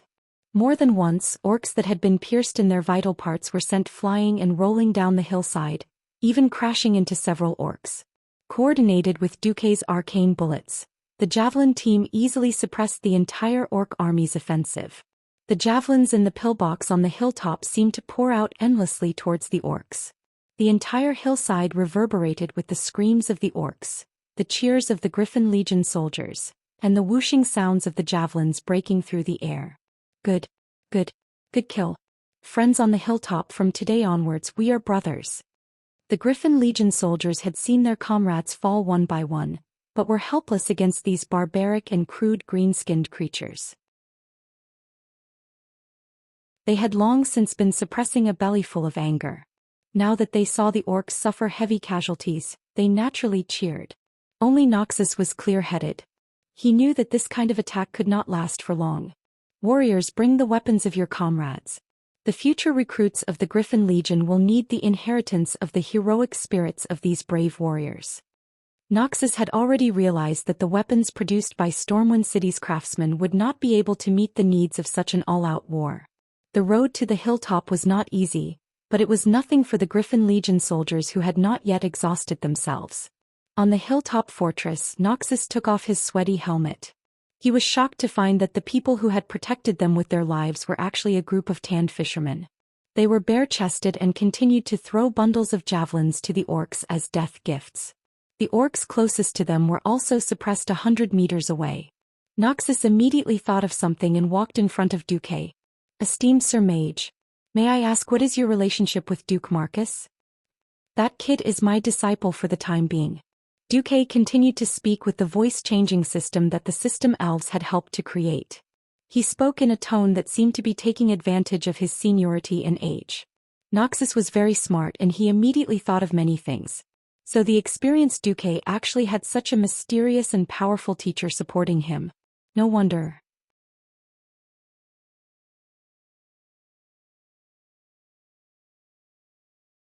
Chapter 82. If that was the case, many things could be explained. Noxus didn't know that someone had prepared so many backups without him knowing. He shuddered at the thought of the old man in front of him being an enemy. "I know that the situation is urgent, but I still need a reason. Why did you help us?" Noxus stared at Duke, who was disguised as an old man. Duque stretched out his hands, revealing 2 old hands that had been specially made up. He gently pulled back his hood, revealing a white beard. "Just because I'm a human? Is that a good enough reason?" Noxus' body trembled. Right. What a simple reason. In the face of a strange foreign invasion, it was natural for humans to band together to defend against the enemy. Noxus changed his tone. "We have many injured soldiers. We will not abandon our comrades." Lads, the second stage. Duque clapped his hands and a group of peasants rushed out from the back of the mountain. Noxus was no fool. He could tell at a glance that many of the peasants were lumberjacks from the nearby East Cove lumberjacks. They pulled a large number of long ox carts that were originally used to carry logs, eagerly helping the uninjured Griffin Legion soldiers move them onto the ox carts. Noxus was dumbfounded. The other party had prepared so well. Based on the mysterious Magus performance just now, Noxus was sure that he had met a benefactor. Noxus waved to the soldiers. "Let's retreat first." Some of the soldiers objected. "No, how can we leave civilians behind?" Duque laughed. "Ah, you're wearing heavy armor. How can you run faster than these unarmed javelin throwers? Besides, I'm the one who stays behind. Do you have any objections now?" The moment Duque's words left his mouth, the surrounding soldiers were filled with respect. Even the lightly injured soldiers stood up in unison, placing their hands on their chests and raising their swords to the sky. Sword salute. A soldier's most solemn salute to someone worthy of respect. Including Noxus, a total of 300 soldiers saluted to Duque. Duque waved his hand. "You can go first. Don't stop me from killing orcs. I'll catch up to you in a bit and let you watch the second act." While Duque was speaking, an uninjured javelin thrower who was hiding in the firing hole of the fortress suddenly howled miserably. Duque narrowed his eyes and squeezed out a few words from between his teeth. "Pain, curse." Lothar's expression was also terrible. "Your Excellency, I..." With a wave of his hand, the curse was dispelled by Duque. "Go away, this is a battle between mages." The War of the Mages, what a mysterious term. However, this word clearly told Lothar that this wasn't something a warrior like him could meddle in. Nodding heavily, Lothar led his men and Duque's javelin throwers down the mountain. The entire mountaintop fortress became empty once again. In front of the tightly shut gate of the fortress, Duque stood alone against the wind. Standing on a high place, the feeling of the cool spring breeze gently brushing against his face was actually quite nice. Unfortunately, the thick smell of blood was not enough to make one feel comfortable. Duque couldn't help but narrow his eyes as he stared down at the winding mountain below. Almost every step of the mountain was filled with corpses. Some were orcs, but most were humans. Thousands of ferocious orcs stared at Duque. They let out low growls, their pointed fangs reflecting a strange light under the sunlight. If it wasn't for the fact that orcs didn't have the habit of eating humans, Duque might have been worried that he would be torn apart and eaten if he accidentally died. Now, Duque had to buy time for the Griffin Legion to retreat. The orcs wanted to swarm up, but Duque had more than 100 hands of magic floating in the air, which made the orcs who had just been taught a lesson a little afraid to approach. Useless. Is a mere spellcaster enough to scare you? A hunchbacked orc wearing a black robe appeared. Everywhere he went, the orcs immediately parted like the tide.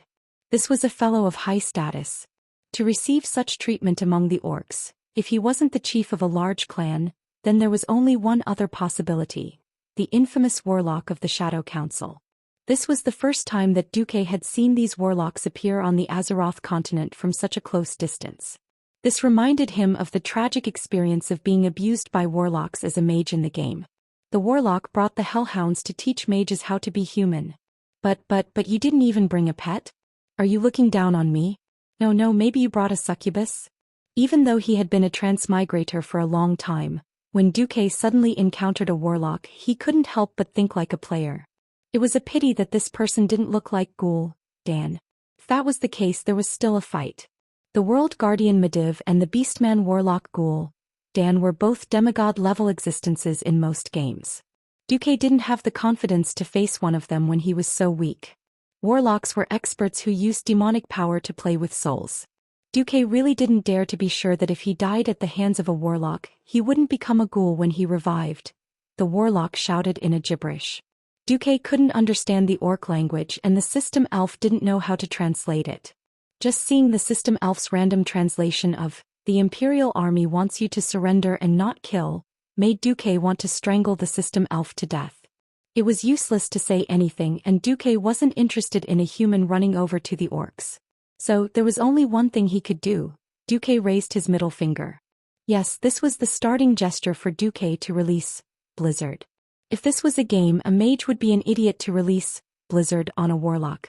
But reality was obviously different. Within the range of Blizzard, the icicles fell rapidly, very well interfering with the warlock's vision. The warlock retaliated with a shadow arrow, but with the system elf's ballistic judgment assistance, Duque only moved sideways a step to the right, allowing the shadow arrow to hit the huge fortress gate. Without hesitation, 108 hands of magic suddenly grabbed weapons from all over the fortress. Sorry, I'm not some ordinary mage. If you don't have any other tricks up your sleeve, then die. 108 javelins were thrown brazenly from the sky to the ground, almost blocking all the orc warlocks' escape routes. Almost at the same time Duque was hit. Countless frightening illusions suddenly appeared in his mind. They were fragments of fear hidden in his heart, fragments that he had completely forgotten. Duque suddenly saw, in the dead of night, a huge venomous snake flew up, opened its mouth full of fangs and bit his face. That fear, that pain was so real that Duque almost instantly let out a scream.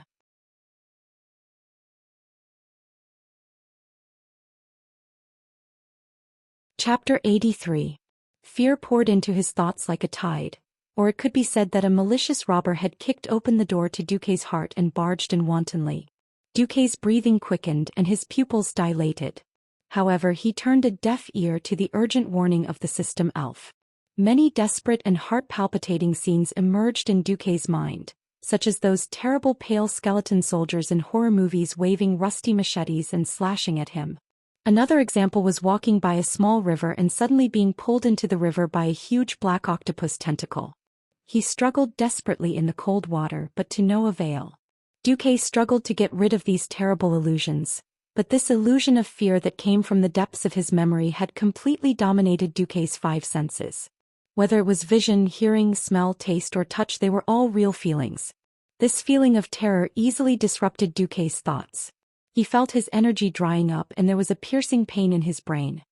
He didn't know when, but from his forehead to his neck and then to his back, his whole body was drenched as if he had been fished out of the water.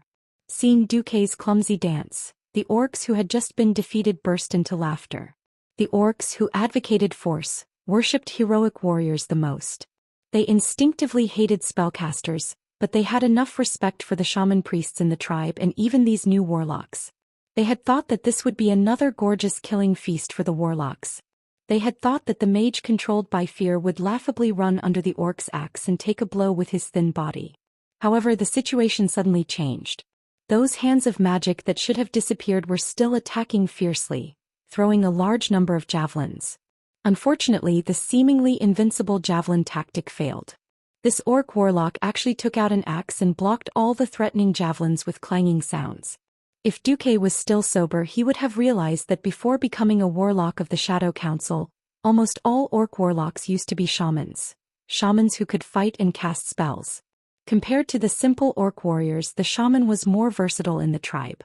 Duque's strange reaction also made Barca the warlock feel puzzled. He really couldn't understand how Duque, who had already fallen into chaos under his fear spell, could control those hands of magic. Obviously, these hands of magic were still operating independently. Countless purple-blue rays of light suddenly shot out from the hand of magic, and the violent arcane missiles hit the orc warlock who was in the middle of casting a spell. But what even the system elf didn't predict was that the spell shot by the hand of magic actually bounced off the beastman warlock's black robe and disappeared. Magic was a part of mysticism, but it was also a part of energetics. Just like how high-level mystery could suppress low-level mystery, low-level arcane missiles with lower energy density were rejected by the evil dark energy around the warlock. Host, wake up. I can't take it anymore. The system elf croaked in Duque's spiritual world. Weak human, I don't know how you managed to fight back under the fear spell, but it's all over. Die. The orc warlock roared in the orc language and cast a sacrifice spell at the orc warlock. Along with the raging flames of destruction, the evil demonic power spread in all directions. That power not only infected the beastmen who had already absorbed the demonic blood, but it also made them even more berserk and bloodthirsty. At the same time, it also affected Duque. Suddenly, Duque felt that he was being looked down upon. He was being looked down upon by someone who he only saw as an EXP monster. His mental state was so strange that he didn't even notice the system notification. Stimulated by unknown demonic energy, you have triggered the negative soul status, pride of the 7 sins. Your words and actions will be out of control. You and the enemies affected by your pride will not use any defensive means. Among all the means of attack, you will automatically choose the most powerful one. If either side kills the other, it will cause a double blow to the enemy's morale. You are immune to the reduction of morale. You will automatically be affected by the effect of reckless curse. You will not run away and are immune to fear. Hadash, Duque's body suddenly trembled. The orc warlock was shocked to find that the flames of destruction that were burning Duque's body were all gathered in Duque's hands. Duque suddenly lifted his hood. What appeared in the orc's eyes was a white-haired, white-bearded old man with an arrogant expression. The corners of his mouth were raised high. Duque spoke in a strange language that was neither the common human language nor the orc language. Both sides could understand it. This should be some kind of spiritual communication that went beyond body language. Listen up. Green-skinned bastards, my name is Wuxia. Hundred-handed death god Wuxia. The world of Azeroth is my playground. There is no place for ugly monsters like you to join in. Let me tell you, I even killed Ghoul, Dan's boss kill, Jaden countless times. Ghoul, Dan is nothing.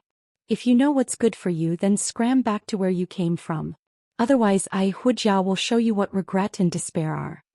The beastmen were dumbfounded by his words. They didn't know who Kill Jaden was, but almost every orc knew how powerful Ghoul, Dan was. This skinny human actually said, Ghoul, Dan is nothing? After a short moment of shock, the orcs all roared in anger. But Duque's arrogance did not decrease. He raised his chin high and looked at the millions of orcs like they were trash. Ghoul, Dan's power came from the devil. More accurately, it came from Kill Jaden. This was a top secret. Not many warlocks in Ghoul, Dan's Shadow Council knew about it. But this warlock in front of him was one of them. He stretched out his strong arm and grabbed a chief next to him. Leave this arrogant guy to me. Tell your people not to make a move. Right now, the chief of the tribe was the mastermind. But any chief with a brain knew that the real power was in the hands of Ghoul, Dan and his Shadow Council. The chieftain nodded and barked a few words at his men. Instantly, the entire place was silent. Weak humans. Let me, Balsa, show you how terrifying the power of destruction is. Duque raised a hand and beckoned with his index finger. Come.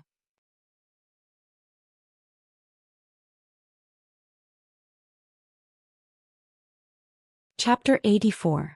Provocation. Absolute provocation. Ghoul Dan's status in the tribe was second only to one and above tens of thousands of people. The Shadow Council was an organization that controlled the power of the tribe. Every warlock had a sense of superiority. Plus, pride had an effect on Balsa and Duque. It was hilarious. Both parties, who had countless tricks up their sleeves, were actually using magic against each other. Using magic against each other was not uncommon in the battles of the Pharaoh. Completely abandoning defense for an attack was something that had never been seen before. It should have been a hilarious scene, but because both parties poured all of their magic into this attack, it suddenly became extremely thrilling. The tip of Balsa's magic staff was also a skull. If one looked closely, they would realize that it was made from the skull of a high-ranking Drenii priest. The evil Balsa forced this Drenii priest, who once believed in the holy light, to witness the murder of thousands of Drenii children. He was tortured inhumanely and then soaked in a pool of blood to drown him. Finally, his resentful soul was imprisoned in his skull. The wavy evil resentment that this skull's staff emitted could be seen with the naked eye. The dark light on the magic staff became brighter and brighter. 3 faint black halos with mysterious runes appeared on the body of the staff. From the top to the bottom, the front, the middle, and the back of the staff formed a cone shape. The largest halo instantly expanded to a radius of about a meter. The 2 halos at the front and the back were rotating clockwise, while the one in the middle was rotating counterclockwise. It was like a strange drill. Gulp. Accompanied by an unknown incantation, an ink-black pillar of light suddenly appeared. It pierced through the curtain of air in front of him, swept away the golden light of the sun, and pierced straight towards Duque, who was in front of the gate of the fortress. The light was so dark that it seemed like it could destroy the entire day and forcefully pull the world into the realm of night. This light also shocked every pair of eyes on the battlefield, and countless orcs subconsciously lowered their gazes. They did not dare to look at it. However, in the next moment the orcs raised their heads again. They felt a gust of blazing wind blowing towards them, and a scorching hot breath brushed past their cheeks. They could not believe their eyes. At this moment time seemed to freeze. Sun. There were actually 2 suns in the world. No, it wasn't a sun in front of him. It was a huge fireball that looked like a sun. With a radius of more than 50 meters, it was enough to burn an entire mountain, let alone a single beastman. In the depths of the orc warlock's red eyes, his pupils shrank to a point. He slightly opened his jaws full of fangs and breathed heavily. The orcs next to him thought he was nervous. Only he, who had personally experienced the battle between the orcs and the Drenii, knew that he had been fooled. This mysterious powerful wizard, in front of him, was just a fake. What high-ranking pharaoh? What human powerhouse? Bullshit. Who was it trying to fool with such a motley and low concentration of magic power? It would be difficult for a true mage to produce so many impurities in their own magic power. Regardless of whether he was an old man or not, his magic level was definitely not high. Barsa was enraged. He was truly enraged. He stabbed with his magic staff and shot out all the magic power he had infused into the staff. Go to hell. You. Originally, Barsa wanted to shout out the word liar, but he was stunned again.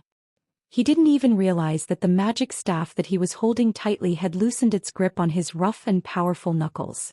The speed at which his opponent gathered magic power was too fast. It was not something that a low-ranking wizard could do. Both of them had infused all their magic power, but Barsa's casting time was a full 3 seconds.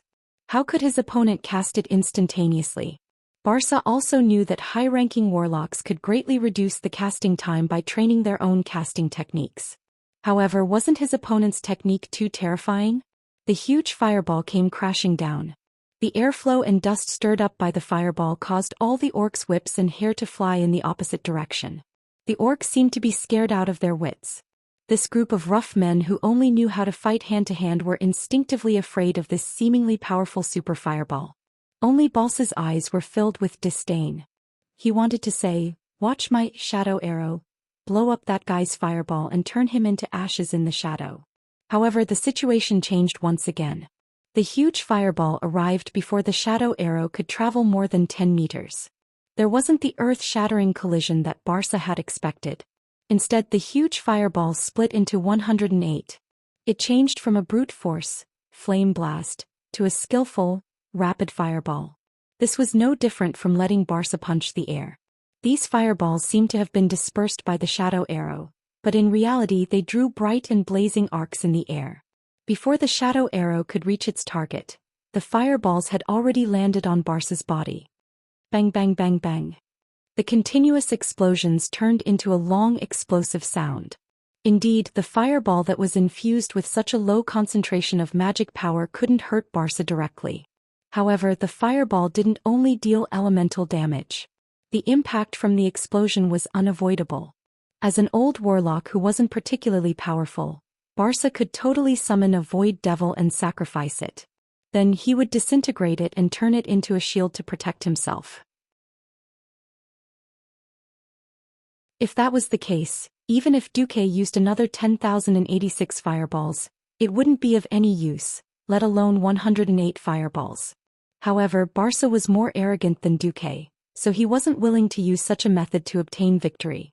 It's just a low-level spell, so I'll just have to take it head-on. That was what Barca thought. Of course, he didn't know that it was Duque's soul energy, one of the 7 major sins, pride, that was affecting him at the same time. In the end, under the gaze of thousands of orcs, Barca was beaten up badly. Left. Wait for my shadow arrow to hit him. Both Barca and Duque didn't expect that there would be a third party involved in this seemingly one-on-one duel. The name of the third party was the System Elf. What should I do? What should I do? After the simulation. There are 3.98 seconds left before the host's flame blast will lose its effect and he will be killed by the opponent's dark attribute arrow attack. According to my calculations, if the host is killed by a warlock who uses demonic energy, there's a high chance that the host will completely lose his humanity and become a ghoul after resurrection. If the host completely loses his rationality, the System Elf will also be finished. Originally, it's my principle not to interfere with the host's decisions. However, the host has lost his rationality. Yes.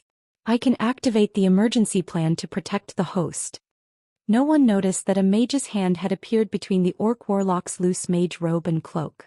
This hand didn't use any kind of spell to attack. According to the calculations of the System Elf, with Duque's current level, any spell attack would be ineffective against the orc warlock. Therefore, the System Elf very treacherously picked up the broken sword of a human warrior on the ground and quickly stabbed it from behind.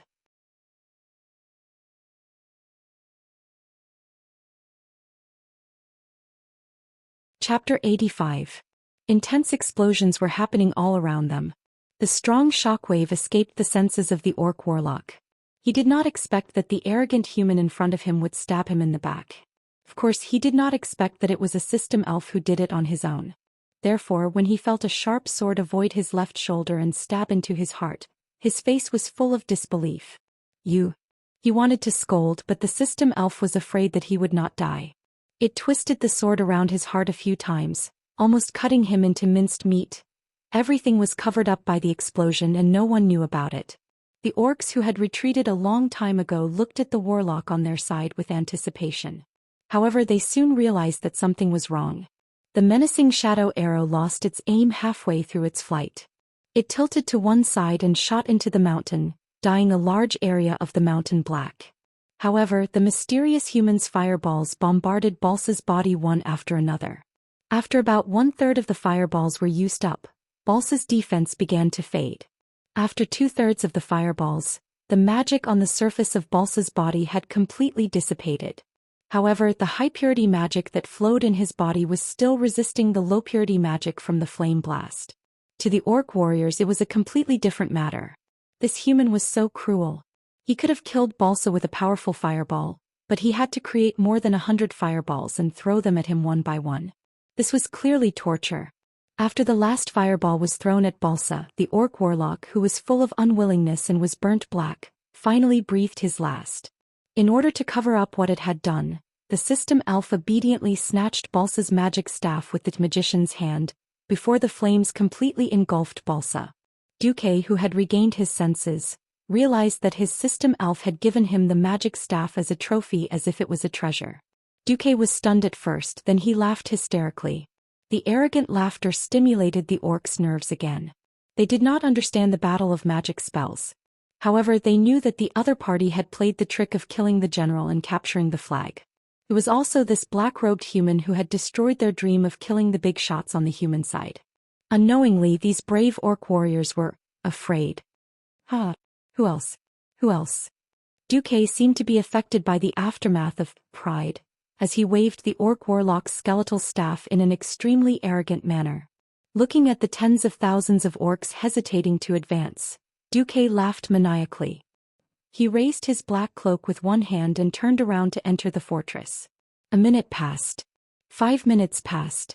10 minutes passed. Not a single chief or orc dared to take a step forward to check if Duque had left.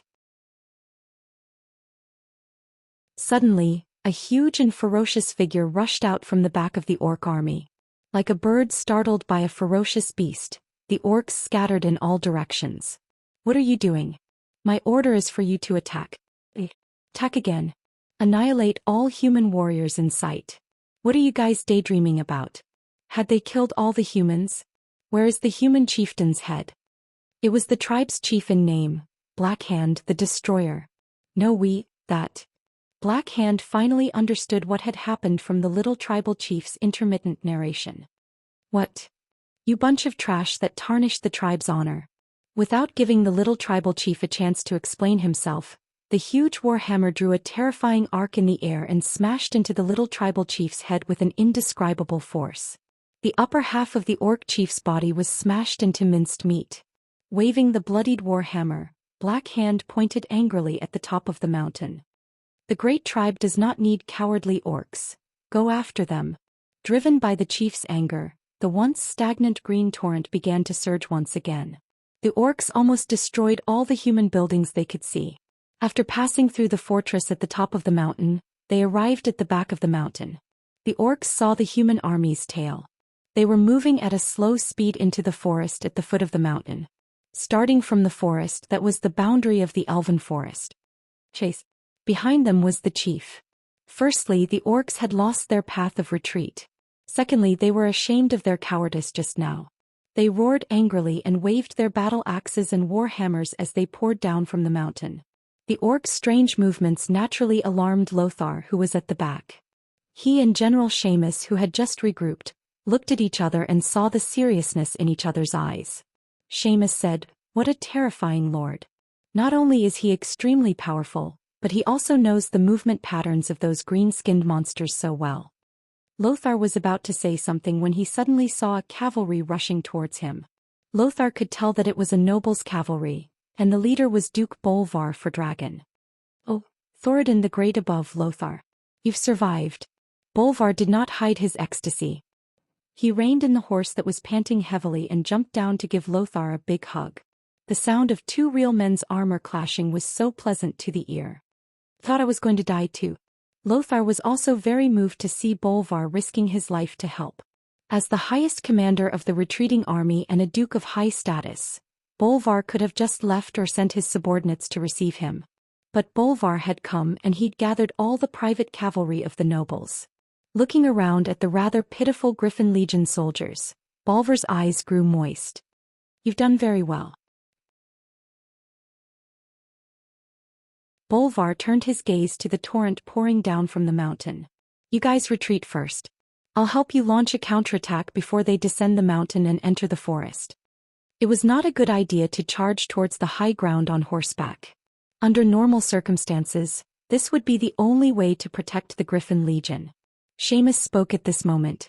He pointed at the black dot floating down the mountain before the green flood. "It seems that there's no need for that. That lord is here." Bolvar noticed that Lothar had a clear expression of relief on his face. "Which lord?" Lothar sighed. He called himself the 100-handed Reaper Wuxia in the mage's message. "He's the teacher of that Duke Marcus." Seamus added, "A very powerful high-ranked mage."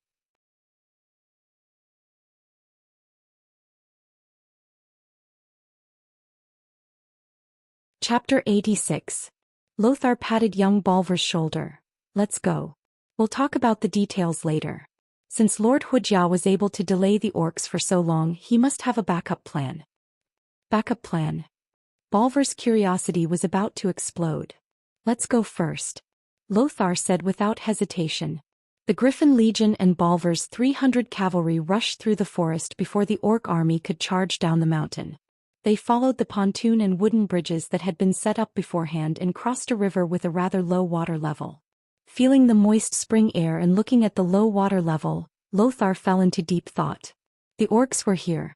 When Lothar and the last soldier of the Griffin Legion crossed the pontoon bridge and stepped onto the opposite shore, the already deafening roars of the orcs suddenly rose to a new level. The ear-piercing screams of the orcs pierced the eardrums of Lothar, Bolvar and the others.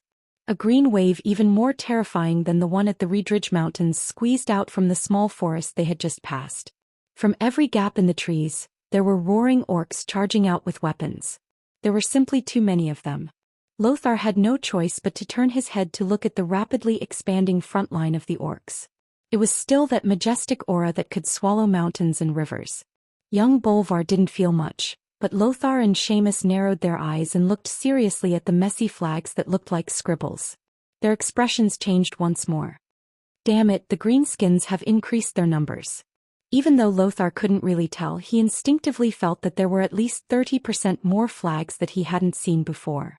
Exchanging glances with Seamus, they knew what they had to do. Whether it was according to the agreement or military common sense, they couldn't retreat any longer.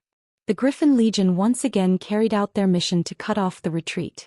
1,500 soldiers formed 3 rows of 500 people along the shore just after they left the river. The soldiers who weren't too heavily injured struggled to climb down from the vehicle. They practically used their bodies to support themselves as they stood behind their comrades, forming the frail 4th row. At this moment, Lothar suddenly realized that Duque had already floated through the forest and was gently floating in front of him. Lothar knew that this was the mage's slow fall spell, but to be able to use it so accurately, this mysterious mage's strength was unfathomable. "Hello, Your Excellency Hujia." Lothar took the initiative to greet him. "Hello, Sir Lothar. It seems that we have established a preliminary level of trust." Among the backup plans that Duque had agreed on, Lothar was also to form a formation on the riverbank slightly away from the river. Duque asked in an old voice, "You don't seem to be worried that I'll harm you now?" "It's nothing. At most I'll just lose my life again for the same reason." Noxus revealed a hearty smile. "Also, I don't believe that you would harm me because we are both humans." "Yes, because we are all humans." Strangely, these two people who were at least 20 years apart in age, easily found common ground. "How was the battle with the spellcaster just now?" Lothar was all smiles when he saw Duque appear. The result was certain. The only question was how much he would win. Duque did not say anything. He threw out the orc warlock's skull staff that emitted evil energy. The vengeful spirit on the staff seemed to have absorbed the blood of the ferocious beasts and became less violent, but it was still menacing. "Take it back to the high-ranking priest in Stormwind City. I think there will be people on your side who will be interested."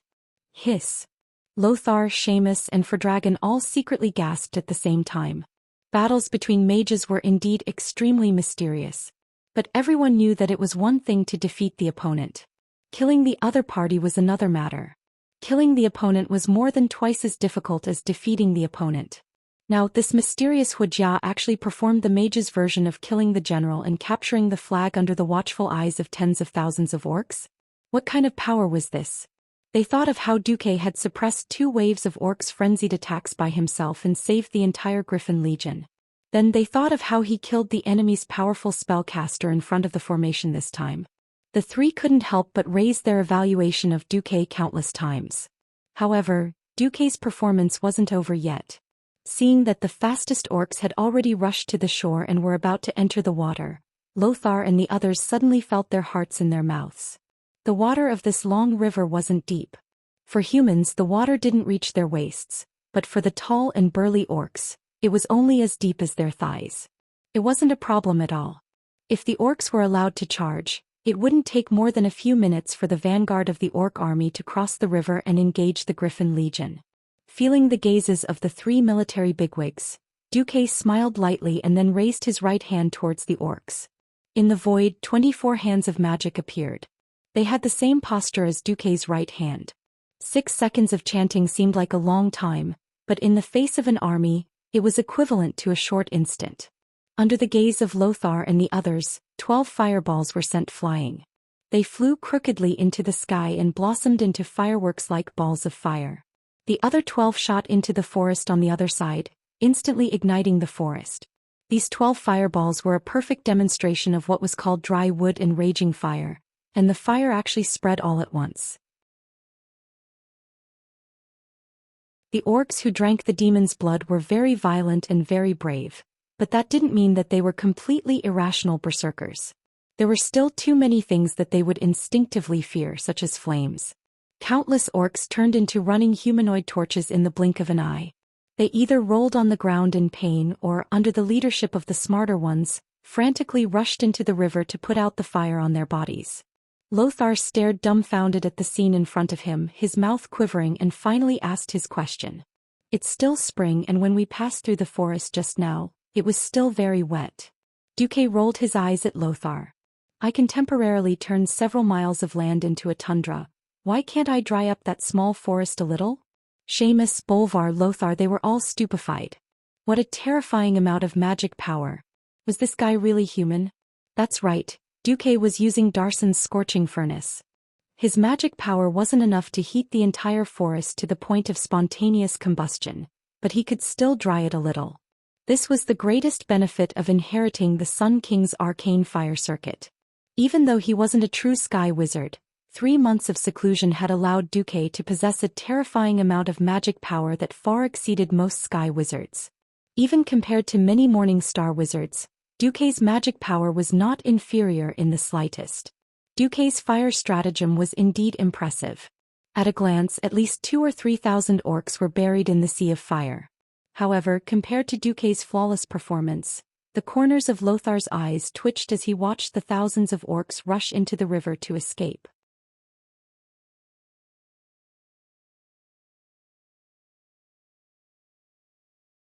Chapter 87. That's right, after putting out the flames on their bodies, these crude fellows had already stood up and were laughing at Duque. The beastmen were laughing. Duque was laughing as well, but Duque's laughter was even more carefree and joyful. Lothar suddenly noticed that Duque's eyes were filled with concern for an idiot. What? Was there a backup plan? Lothar was startled. Lothar's guess was right. There really was a backup plan. Did you hear something? Bolvar, who had the best hearing, was the first to ask. In the next moment, not only did Lothar and Seamus hear it, but the rest of the Griffin Legion did as well. At this time, Duque said slowly, Lothar, you'd better have your men retreat another 50 yards. 50 yards was equivalent to retreating into the forest. From a tactical point of view, retreating into the forest was equivalent to not having a formation. But when he thought of how low the water level had been, Lothar understood what Duque had done.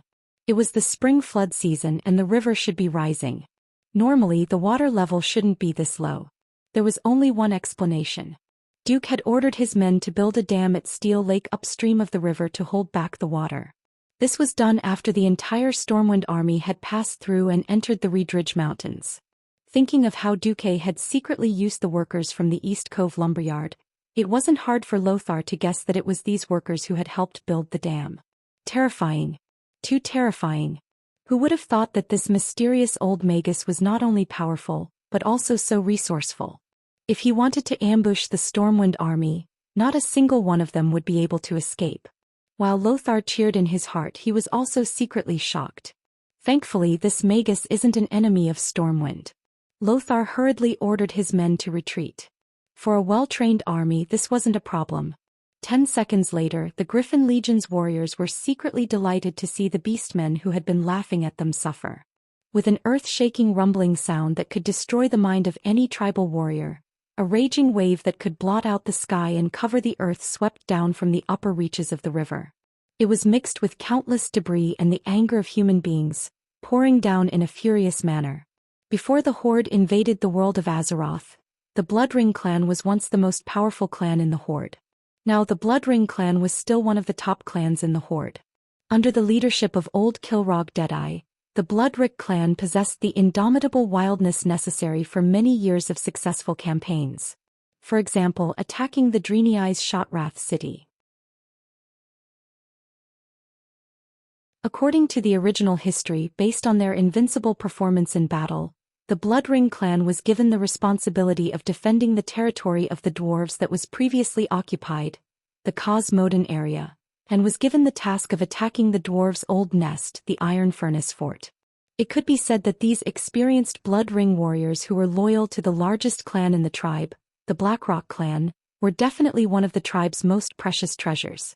But now this army that had joined the front lines under the orders of the great chief, Blackhand, was almost completely annihilated.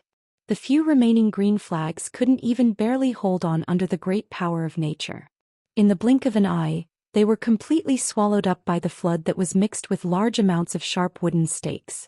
Of course, this wasn't where all the elites of the Bloodring clan were, but Kilrogg would probably feel the pinch from losing such an elite vanguard army here. The army that had been swept up in the flood was famous within the horde. From upstream to downstream, Duque roughly counted 4 or 5 of them. Other than the Bloodring clan, Duque managed to recognize the larger clans such as the Blackrock, Shatterpalm and Dragonmaw. It had to be known that during the first incident at the Dark Portal, the entire tribe had turned out in full force. Most of these were elite veterans who had just experienced the war with the Dreenei. If any one of these large clans were to enter the Stormwind, which had not seen a great war for hundreds of years, it would be enough to destroy this small human kingdom. It had to be known that in the original history, it wasn't just the Stormwind that defeated the Horde. Instead, it took the help of 7 human kingdoms, dwarves and some elves to defeat the Horde. Therefore, from the beginning, Duque didn't think that his efforts in the Stormwind alone would be enough to completely defend against the Horde's attack.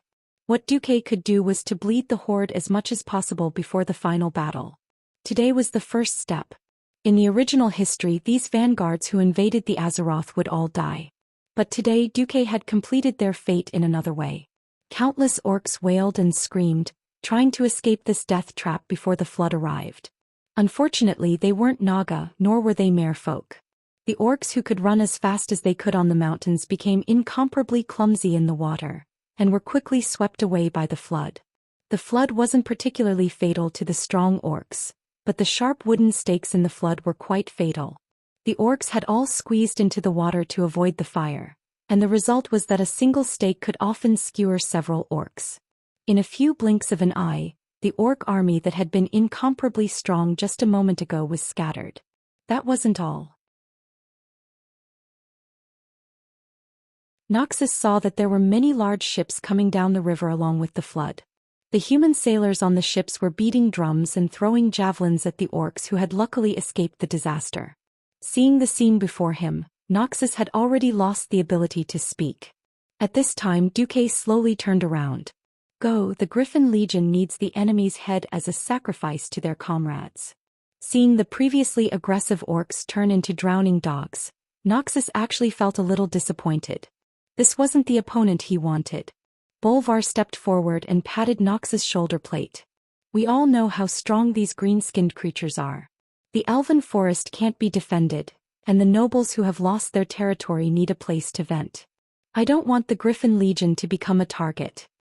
Noxus quivered and immediately came to a realization. Yes, he was indeed an outstanding commander. But he definitely wasn't an outstanding politician. In terms of tactics, the Griffin Legion had already done their best. So what? With the Reedridge Mountain lost, the soldiers of Stormwind City couldn't possibly be a match for the orcs in the forest, where individual strength was the most important. The nobles who had lost their territory would naturally choose to vent their anger. It was obvious that the Griffin Legion, who hadn't fought well, was the best scapegoat. Noxus couldn't bear to see them being blamed by the nobles after making such a huge sacrifice. Even the compensation would be deducted. Fortunately, if they could bring back enough orc heads, it would be the best proof of the Griffin Legion's bravery. Noxus suddenly waved his sword. Griffin Legion, advance. Kill those green-skinned beasts that have come ashore.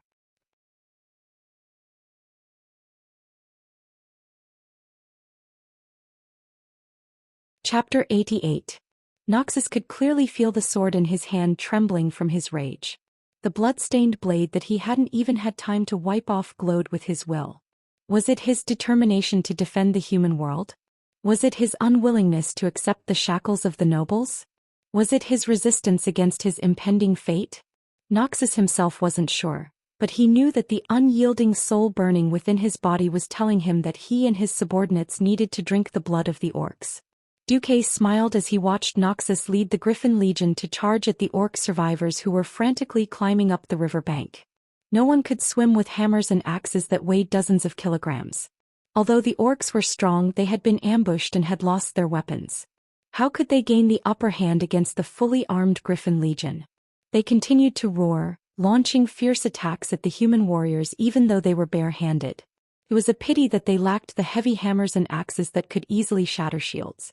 Their attacks weren't much stronger than the wild beasts in the forest. Shield attacks. Mass stabs of swords and spears. Every 5 or 6 warriors formed a small battle group, and they efficiently harvested the lives of the orc warriors. Balver's cavalry, who had just joined the battle, did the most damage. They charged downstream at high speed and wantonly killed the orcs on the riverbank. A little upstream from where the orcs had crossed the river, the fire was almost unable to spread in the wet forest. Suddenly there was a shocking tremor and many large trees were easily felled. Surrounded by a group of extremely strong orcs, the tribe's chief Blackhand, the Destroyer, arrived at the river bank. When the last tree blocking his line of sight was felled by his personal guards, the tragic state of the tribe was reflected in the chief's eyes. Tragic. Too tragic. Thousands of tribal warriors fell by the side of this unknown river forever. Many of them had been pierced to death by the large number of sharp wooden stakes that had rushed down from the river. A small number had drowned, but most had been shot to death by javelins or surrounded by the human soldiers on the other side of the river. On the other side of the river, the one-sided slaughter continued. The surging waves that were dozens of meters wide prevented Blackhand from sending reinforcements. Roar. Blackhand let out a furious roar from the other side of the river. Apart from that, he was completely powerless. He could only watch as the orcs on the other side of the river continued to fight fervently, but they were still being slaughtered helplessly. There was a striking similarity in history.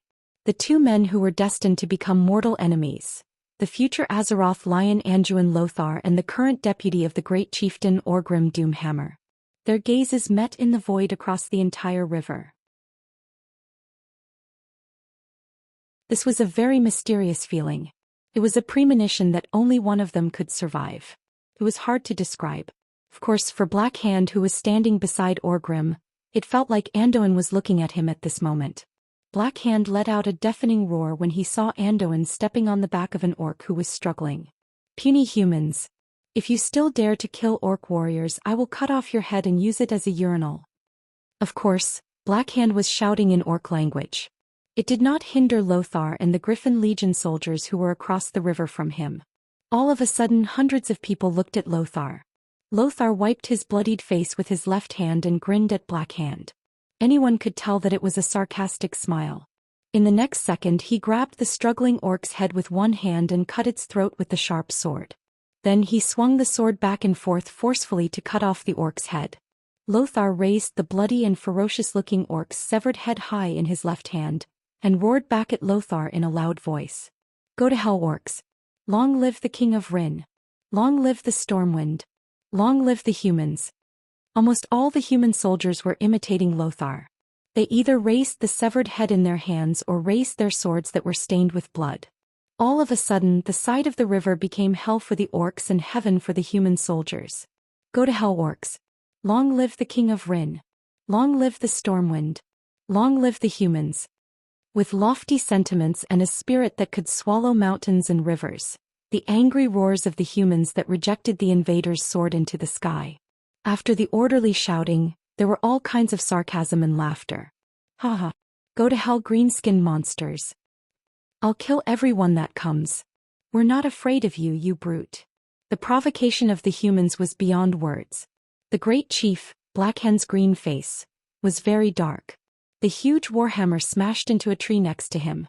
The huge force smashed the entire trunk into pieces, and the broken pieces even injured the orcs next to it. However, he really could not do anything. On the shore, Duque did not attack again. His magic power was almost exhausted. Although the arcane fire circuit was still continuously providing him with magic power, he could clearly feel his spiritual power weakening. Today he had done very well. Even though the total combat power of the orc army was still strong, he knew that he had done the best he could. In the dark, the long river of fate suddenly lit up with a little light. That light was so weak compared to the entire long river that it was not even considered bright in the light of fate of the billions of creatures in the entire Azeroth. But after all, Duque had cast a new fire seed of fate on this land that was about to fall into the dark rule of the orcs. Perhaps this fire seed would be extinguished. Perhaps at the right time, the fire of hope would extend out from this fire seed and burn all the claws of the demons. No matter what, this was the first time that Duque had tried to change the flow of fate. It seemed that it was quite successful. In this battle, Stormwind lost. Whether it was in terms of tactics or strategy, the defending army led by Lothar was a failure. A total of 3,000 elite soldiers of the Griffin Legion and the same number of garrison troops were forever sleeping at the pass of the Red Ridge Mountain. And their failure also caused Stormwind to be strategically passive. There was no place to defend. In this life, the water of the Stone Tablet Lake benefited more than in the game. Duque played with fire and water at the same time. But this still could not reduce the orcs' advantage in combat. After a short loss, Dan sent out more tribes to invade the Elven Forest from multiple fronts. Their attacks were definitely faster and fiercer than what Duque knew in the history. But that was not something that Duque could control. The soldiers of the Griffin Legion returned to Stormwind City after a few days. In this era, people had a very direct way of expressing their feelings towards the returning army. People would not be stingy with their praise and enthusiasm for the victorious army. As for the defeated dogs, people would give them the cruelest of curses. They should have cursed and mocked them. But towards the Griffin Legion, their expressions were very complicated.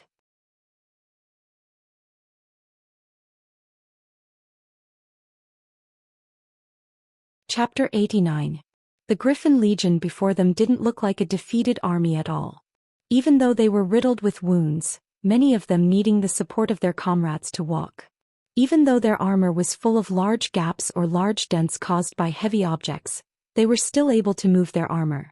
Even though they shouldered the great crime of losing at Red Ridge Mountain, and were blamed by countless nobles and commoners for their defeat. Still, the people couldn't bear to mock and curse them like they were the losers. It was simple. Carts after carts of orc heads accompanied them back. Even though the heads had been simply cured with lime, they still looked unspeakably terrifying.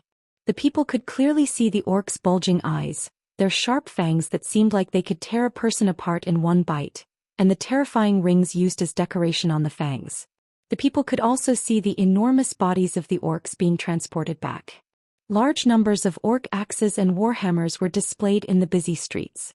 When even the strongest of men couldn't easily wield these heavy weapons, the people finally realized what kind of terrifying monsters the warriors of Griffin Legion were fighting against. The streets of Stormwind City went from silence at first to sparse applause, then to thunderous cheers and applause in the end. The young warriors of Griffin Legion had experienced the greatest ups and downs of many people's lives. Well done. Good job, Griffin Legion. You've done your best. Without your bravery, the situation might have been even worse. For the first time in the history of Stormwind City, a large number of people were giving flowers and applause to the defeated army. At some point the first warrior started crying. Then came the second and the third. Men didn't easily shed tears. They were defeated. They were defeated, but they were also victors. Their tactics and strategies had failed, but they had at least overcome their fear and survived the trial of iron and fire. Anduin Lothar, Tom Seamus and Bolvar for Dragon walked through the corridors of Stormwind's stronghold, feeling the gazes of the guards. Even though they had lost the battle, the guards had only now begun to view them as legends. Even before they entered the chamber, they could hear the clamor of voices squeezing through every crack in the door and every crevice. The nobles, who used to be so high and mighty that even speaking loudly was seen as uncultured, were using their loudest voices to ask the king to send troops to punish the evil orcs who had taken over Stormwind's territory in the most bloody way possible. The gate, which was as tall as 2 people, opened. The entire place fell silent. The air seemed to have frozen and all sounds were locked in place. Unlike the simplest and purest civilians, Many nobles had a more direct view of Lothar: hatred. They didn't care how hard Noxus fought, nor did they care that more than 60% of the Griffin Legion had died. They only knew that it was precisely because of Lothar's defeat that they had turned from nobles with real power to nobles with no home to return to. And this group of border nobles who had lost their territories were also the fiercest in front of King Lang. Seeing that Lothar and the others had entered, the nobles were ready to make trouble. King Lang Rin expressed his support for Lothar in the most direct way. He left the throne excitedly, strode down the stairs and rushed to the door of the conference room. He gave Lothar a big hug. "Damn orcs. I almost lost you forever." Thousands of words were all contained in this one sentence. There was no "well done," or "I don't blame you for trying your best." Lang only cared about the safety of his childhood friend. Anduin patted Lang's back hard. His eyes were also slightly watery, but he controlled his emotions. "Your Majesty, Anduin Lothar is back." He was reminding Lang that they were in a public place. Lang immediately came to his senses. He let go of Lothar and said loudly, "Welcome back, my commander. Welcome back, Duke for Dragon General Seamus." In the face of the king's public support, the nobles had to swallow their words even if they wanted to make things difficult for Lothar. Lang sat down again. "All right, everyone and I have seen the report. As the ones who personally fought against the green-skinned monsters Lothar or Bolvar, who can tell us how powerful those monsters are?" Bolvar was the first to bow. "No amount of words can describe the violence of these monsters. Let everyone see for themselves." Bolvar clapped his hands and the door of the conference room opened again. Along with the stench of blood, a barbaric aura that seemed to have come from ancient times rushed out. 2 guards pushed in a huge cage with wheels. Around the cage were 12 fully armed guards of the Wang clan, each of them holding a shield and an unsheathed sword. After seeing the huge and burly figure in the cage, almost all of the nobles in the conference room felt their eyelids twitch violently. Some of the more timid ones even let out a cry of surprise. Bolvar continued to introduce, "This is the green-skinned monster that we fought in the Riedridge Mountains. We will call it the Orc for now." With a wave of Bolvar's hand, the cage was immediately opened. 6 incomparably strong men with bulging muscles stepped forward and pulled on the shackles on the beastman's wrists and ankles. They lowered their bodies and prepared to exert their strength. Lothar gently pulled out his sword and stepped forward to block half of Lang's body. Their large formation made Lang and most of the nobles who had never seen an orc frown. Bolvar nodded at the royal court mage who was guarding Lang. "Master, you can remove the sleeping curse from this orc now." Lang nodded. The court mage softly chanted a few spells and the orc clearly moved. Arg! The next moment, a roar that sounded like that of a prehistoric beast rang out, causing several nobles to lose their chairs and fall to the side. Without any questions or probing, the orc who had consumed the demonic blood immediately attacked the nearest human. His outburst was so fast that the 6 strong men couldn't stop him in time. One of the men who could not stand steadily on his horse was even dragged in front of the orc. The orc moved quickly, but the royal guards were even faster. Almost at the same time, 7 or 8 swords had already pierced into the orc's body. Seeing that the orc was not going to live, the ferocious orc once again displayed his ferocity to the upper echelons of Stormwind. He opened his mouth full of fangs and bit down on the man's shoulder, tearing off a fist-sized piece of flesh. Immediately the man became a bloody mess. Fortunately, the man tilted his head at the critical moment, or else he would not have been bitten on the shoulder but on the neck. The orc quickly breathed his last. In the huge conference room, only the low moans of the man and the pungent smell of blood could be heard.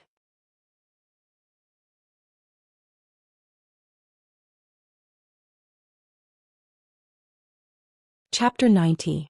If it had been any other day, there might have been people blaming Bolvar for creating such a bloody scene. Now no one said a word, for the kingdom was in a state of war. Compared to the nobles who knew nothing about the orcs before, they now had a simple and straightforward understanding of their strength. They began to understand why the vast territory of the kingdom had fallen in the blink of an eye. They began to understand why the elite army that had been trained could not withstand a single blow. It was obvious that it was because of the difference in race. There was an innate difference in combat power between humans and orcs. While the servants cleaned up the scene, The nobles split into small groups and whispered to each other. King Lang was also asking his ministers for their opinions. You're saying that it usually takes 3 elite warriors to kill a single orc? Lang did not hide his surprise. I thought the report was exaggerated. A duke interrupted. If that's the case, how do we fight? There's no way to fight. In terms of pure hand-to-hand combat, even 20 soldiers with weapons would not be a match for a single orc. Noxus added with lingering fear.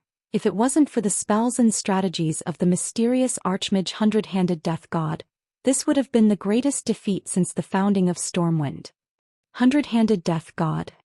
The report you sent mentioned that he seemed to be the teacher of that Duke Marcus. How strong is he? Lang was a little happy but also a little doubtful. I can't tell. But he was able to repel the siege of thousands of orcs, and even killed the enemy's evil spellcaster and took his staff. I think he should be very strong, but only the Archmage has the right to speak. Noxus asked his servant to pass the orc warlock's staff wrapped in talismans to the court mage beside Lang. The old mage looked at it carefully and muttered to himself, "Even I don't have the confidence to kill the owner of this staff in a one-on-one fight. Not to mention facing the entire orc army by himself. I dare not say anything else, but at least the previous owner of this staff had strength equivalent to that of a peak sky mage. But with such strange evil power, this orc should not be inferior to a Morning Star mage in actual combat." Lang, Bolvar, Andoin, and the rest all felt their hearts skip a beat. To be able to kill a Morning Star wizard so easily, wouldn't he be at least a Radiant Moon wizard? In the entire world of Azeroth, there were very few powerful mages. Naturally, the strongest was the Guardian Medivh. Under Medivh, there were only 2 Breaking Dawn mages that were generally acknowledged by the world: the Dalajan Great Master Antonidas, and the Kuel Salas High Elven Sun King Anastrian. Although there were quite a few Radiant Moon mages, there were at most 10 of them, and most of them were members of the Tirisfal Council. Unfortunately, Stormwind didn't have a single Radiant Moon mage. An existence that was likely to be a Radiant Moon mage was enough to make people tremble, but a master tactician as well? The series of fire and water attacks broadened the horizons of these generals who only knew how to fight head-on. Now that they suddenly heard that Duque had such an amazing teacher, Lang and the rest's evaluation of Duque rose by leaps and bounds. It turned out that a great teacher produced a great disciple.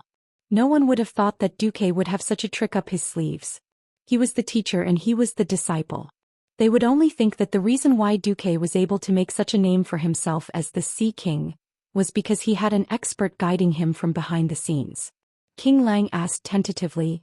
Noxus said that His Excellency Huoja has the mage imprint of the royal family mages. The old court mage shook his head. The emblem of the royal family mages is just a simple way to distinguish between friend and foe.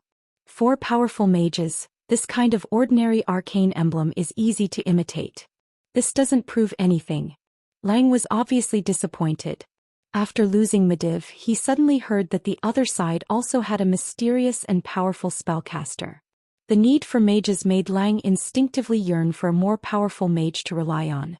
What a pity. The servants cleaned up the meeting hall, and the hall fell into a mix of emotional and rational arguments. In fact, everyone knew that it was impossible to win with just Stormwind. Preliminary estimates put the number of orcs at no less than 100,000. According to the battle casualty ratio of 1-3, even if all the adult men in Stormwind were counted as elites, it would not be enough to kill them. But it was impossible to give up the territory of Elven Forest just like that. As the core of the entire kingdom, more than 70% of Stormwind's citizens lived in Elven Forest. If all the citizens were to move to Stormwind City to seek refuge, just the food problem alone would make Lang's hair turn white. The only good thing is that we opened up the sea route. Now, food from the western wilderness can be continuously transported to Stormwind City through the sea route, temporarily filling up the food shortage in Stormwind City. It would have been better if Bolvar had not mentioned it. Now that he mentioned it, Lang could not help but think of Duque's kindness. There's no other way. We'll ask for help from the other major human kingdoms. These green-skinned creatures will soon not only be a matter of our kingdom, but a disaster for the entire human world and even the world of Azeroth. Lang's words unfortunately hit the nail on the head. The huge orc army had long been dissatisfied with just half of the Redridge Mountains and one elven forest. Just as the great Mongolian navy's goal was the Sea of Stars, the orcs' goal was the entire world of Azeroth. In addition to attacking Stormwind from the west, the orc army also split up a division to cross the Reedridge Mountains and the future Burning Steppes to the north. They crossed the barren lands and killed their way to Dan Maluo in the middle of the Eastern Kingdom's mainland. Yes, the orc army of tens of thousands, led by the Bloodring clan of the tribe, went to find trouble with the dwarves. Not only that, there were also some small tribes who chose to go all the way north, killing their way into the territories of the Kingdom of Torrential Fort and even the Kingdom of Alterac. Since April, Lang had sent out letters asking for help to all countries, but the response of the countries had been slow. These countries that were thousands of miles away instinctively thought that Lang had seen wrongly and thought that the trolls were some kind of orc. It was not until July, when the green-skinned orcs appeared indiscriminately in the territories of several human kingdoms, launching attacks on human villages, towns, and even fortresses, that the higher-ups of the various countries suddenly realized that this was a large-scale invasion against the entire continent, and even the entire world. And at this time, more than half of the territory of the Elven Forest in Stormwind had fallen. At this time, a piece of news that shocked all of Stormwind and even the entire world came. Medivh had officially rebelled and he had killed the entire Council of Six of Tirisfal. His mother Aegwyn rushed to Karazhan, but was also defeated by Sargeras, who already had all the power of a guardian and disappeared.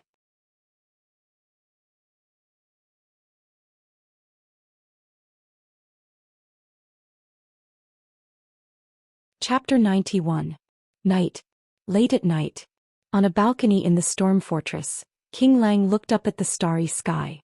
In the deep universe, the light of a few stars that were usually bright intertwined with the light of a rising crimson demon star, as if a fierce battle was taking place. Immediately, the huge shadow of the demon star easily shrouded them, and the stars became dim and wobbly. 1, 2. A total of 6 meteors streaked across Lang's vision, and then disappeared into the endless darkness forever. There was also a bright star that had been guarding the sky above the world of Azeroth for thousands of years. This made Lang's mood extremely gloomy.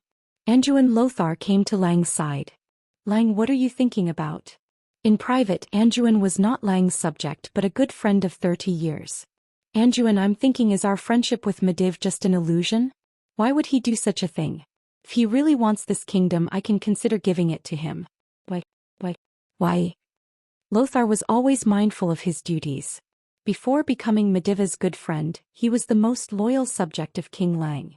Hence, when Medivh showed signs of abnormality, he was the first to be on guard.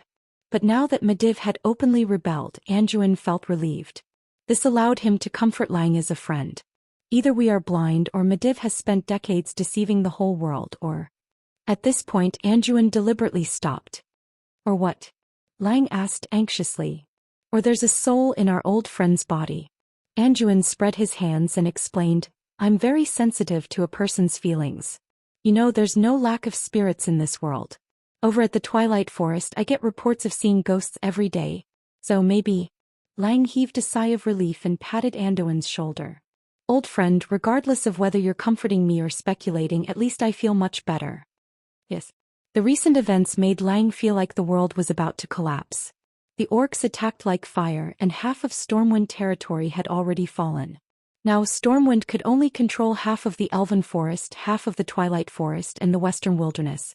The Reedridge Mountain was practically out of contact.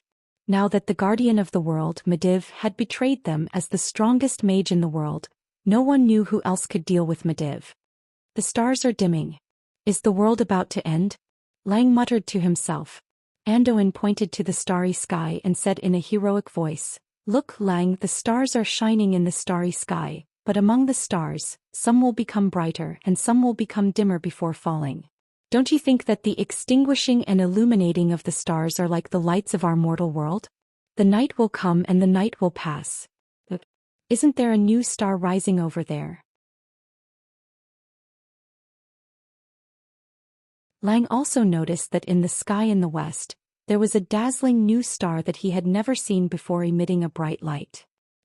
Indeed. Lang suddenly felt much better. "Lang, that's right. We may have lost an old friend. But don't we still have a star of hope like Duque? We have to look forward. Yes, you're right.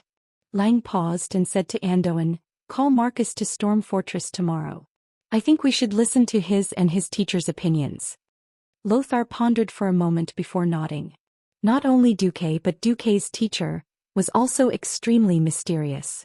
After saving the remnants of the Griffin Legion and achieving a great victory at the river bank, Lothar returned to find that the 100-handed Reaper had disappeared. He only left a mysterious message for the injured soldiers saying, look for Duque when you need me. I'll come when I'm free. He then ran away. The next day Lang summoned Duque.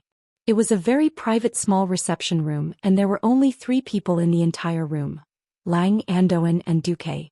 There was no splendor, no excessive decorations and not even a throne.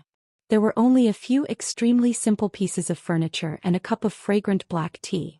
Lang sat on a chair that was exactly the same as the one Duque was sitting on. After not seeing him for a few months, Duque had grown a lot taller. However, Duque did not grow a beard like the others in Storm City. He still chose to shave his beard regularly. Hello, Your Majesty, may I ask if you summoned me this time to look for me or my master? Duque went straight to the point. What's the difference? Ryan tilted his head, curious. Yes, if you're looking for my master then I can go back because I can't find him.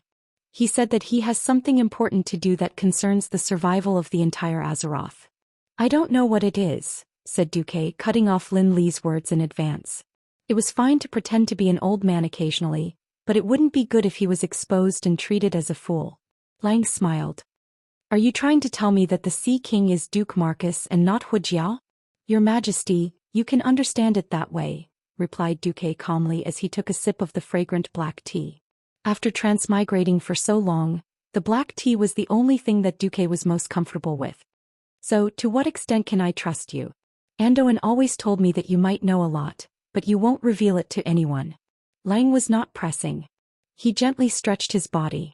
He was completely looking at Duque's performance to decide how much he would trust Duque. Andoin interrupted, since the day Medivh presented the Black Hourglass I felt that you knew a lot. I'm sorry but this is an unfounded intuition. But I hope you understand that many people in power can only rely on intuition when they can't find any concrete evidence. Duque knew that Lang and Andoin were forcing him to lay his cards on the table. This was like a watershed. Of course he could continue to maintain his mysticism, but now that he was betrayed by Medivh, it would be even harder for them to trust outsiders.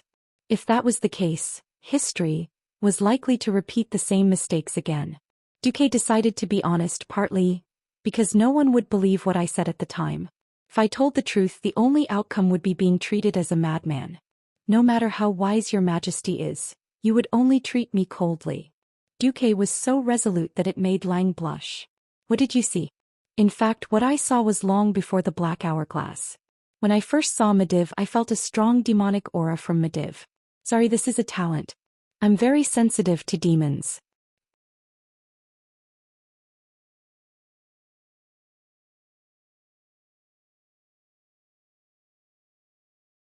Chapter 92. Hiss. Lang and Andoin gasped at the same time. But Duque's shocking words were yet to come.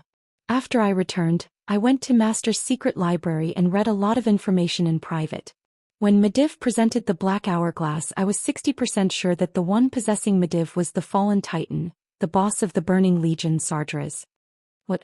Medivh was possessed by Sardras? They really didn't know whether to be surprised or happy. At this moment, their mouths were filled with mixed feelings. They completely understood why Duque chose to keep his mouth shut and keep it a secret. What was Duque's identity at that time? Even now, if Medivh hadn't exposed himself, they would still be in the dark and wouldn't know that Medivh had betrayed them. After all, a Black Hourglass couldn't prove anything. Now Duque actually pointed out that it was Sardras's doing. Lang and Andoin were both happy and afraid. They were happy because their old friend Medivh might not have really betrayed their friendship in the whole of Azeroth. They were afraid because it was Sardras. As knowledgeable and cultured nobles, of course they knew who Sardras was, and what he had done to the world of Azeroth 10,000 years ago. How are you sure it was Sardras? Andoin asked tentatively. This is not a secret and many mages know about it. More than 320 years ago, The previous guardian, Mediva's mother Aegwin, went to a magical world. She stopped a group of demons who were hunting dragons, and then encountered the Burning Legion's demon king, Sargeras. Using the power of the strongest mage group in the whole of Azeroth, the 6 members of the Tirisful Council, she defeated the demon king and sealed his body. Sealed? Lothar asked. The specific matters were not recorded in the documents. I guess only the people of the Tirisful Council would know. However, I can tell from that incomparably dark Titan aura that only Sargeras' soul could be so powerful. Even if Duque used an uncertain tone of speculation, Lang and Andoin had already instinctively believed that it was a fact. Because this was the truth and Duque's words were only a hint to them. They would naturally verify Duque's words through all kinds of information. King Leon's 10 fingers dug deep into his thick hair, and his eyes were a little unfocused. This is bad. If the Demon King steals the Guardian's magic, then the Tirisful Council will fail. Yuan will also fail. Doesn't that mean that no one in Azeroth can deal with Sargeras? Oh my god. Stormwind is almost over. How can I, the ruler of a fallen kingdom, face the late emperor? Andoin had never lacked courage, but at this moment his face was ashen. At this moment the whole meeting room seemed to be under a spell that stopped time. Duque stood up proudly under the stunned gaze of Lang and Andoin. He raised his head and said softly, "No need to say more, Your Majesty. Things can still be salvaged. Please be confident." Confidence may not necessarily win, but without confidence you will definitely lose. If you don't even have confidence, how can you get the people, the soldiers and the nobles to support you? Trust you? Since I, Duke Marcus and Anduin Lothar are standing here, and since there are millions of people who support you before we all fall, who dares to say that the future of this kingdom is bound to be destroyed? If the destruction of Stormwind is inevitable, then let me change it for you with my own hands. From the moment I knew that things were bad, I have been preparing for this day. I had hoped for countless times that it was just my ineffective effort. But since all of this has really happened in order to prevent more people from crying, and to stop the grief of the Griffin Legion who sacrificed their lives in the Red Ridge Mountain, shouldn't we work harder to avoid all of this? Duque's tone was calm and impassioned. After listening to Duque's words, Lang straightened his back and raised his head, almost as if he had been electrocuted. Lang tidied up his appearance and nodded at Duque, who was full of concern. He then smiled bitterly at Duque. "I'm sorry, I've embarrassed myself. As a king, I have to be an example to the people and nobles.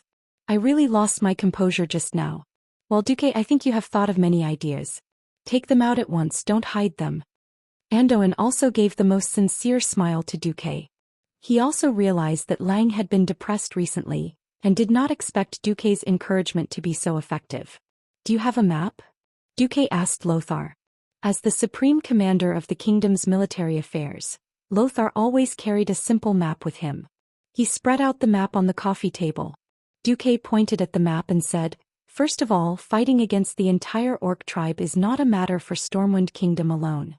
Your Majesty, if you can't get reinforcements from the Rotterdam and the Torrent Castle in the short term, you have to be prepared to defend Stormwind City to the death. If there is really such a thing, I strongly suggest that Your Majesty let the women and children cross the sea to the north first, passing through the dwarven territory of Danmoro that is also exposed to the orcs' attacks, and directly to the Hillsbrand Hills in the north. Because there, Your Majesty, you will receive sufficient support from several other human kingdoms. We can transport the women and children back to Stormwind to continue with the military supplies and soldiers." In a situation where the dwarves' iron stove fort was being attacked by the Horde, what Duque said was right. Lang and Andoin nodded at the same time. In fact, in history, the defeated Lothar had also brought the defeated troops and people of Stormwind to do the same thing. However, the situation in Stormwind was not that bad yet, so Duque did not propose a national retreat. Seeing that Lang had agreed, Duque continued, "Secondly, I suggest building a fortress defense line near Gold's Higher Town." Andoin interrupted, "That's useless. We have already proven with blood at the Red Ridge Mountain that a simple fortress can't stop the attack of the orcs." "No. That's because your battle strategy is wrong." Duque took out a blueprint from his arms and handed it to Lothar. "Build it according to my model and I guarantee that it will be able to continuously bleed the orcs. Lothar was a man who knew how to use weapons. As soon as he saw Duque's blueprint, he immediately agreed. Thirdly, I strongly suspect that Mediv has a direct connection with the invasion of the orcs. So, I suggest that the two of you consider whether to send a commando team to attack Karazhan directly. Lang's face froze and he began to stammer. Mediv is controlled by Sargeras. Yes, he betrayed the world of Azeroth. But what is the direct connection between attacking Karazhan and solving the crisis of the orcs' invasion? Just as Lang was unable to make a decision because of his feelings, a royal guard knocked on the door and walked in. Although he had deliberately lowered his voice, Duque still heard it. A strange female orc has come. She speaks fluent common language and says that she wants to see His Majesty. She also brought the corpse of Mediva's disciple Khadgar. What? Khadgar is dead.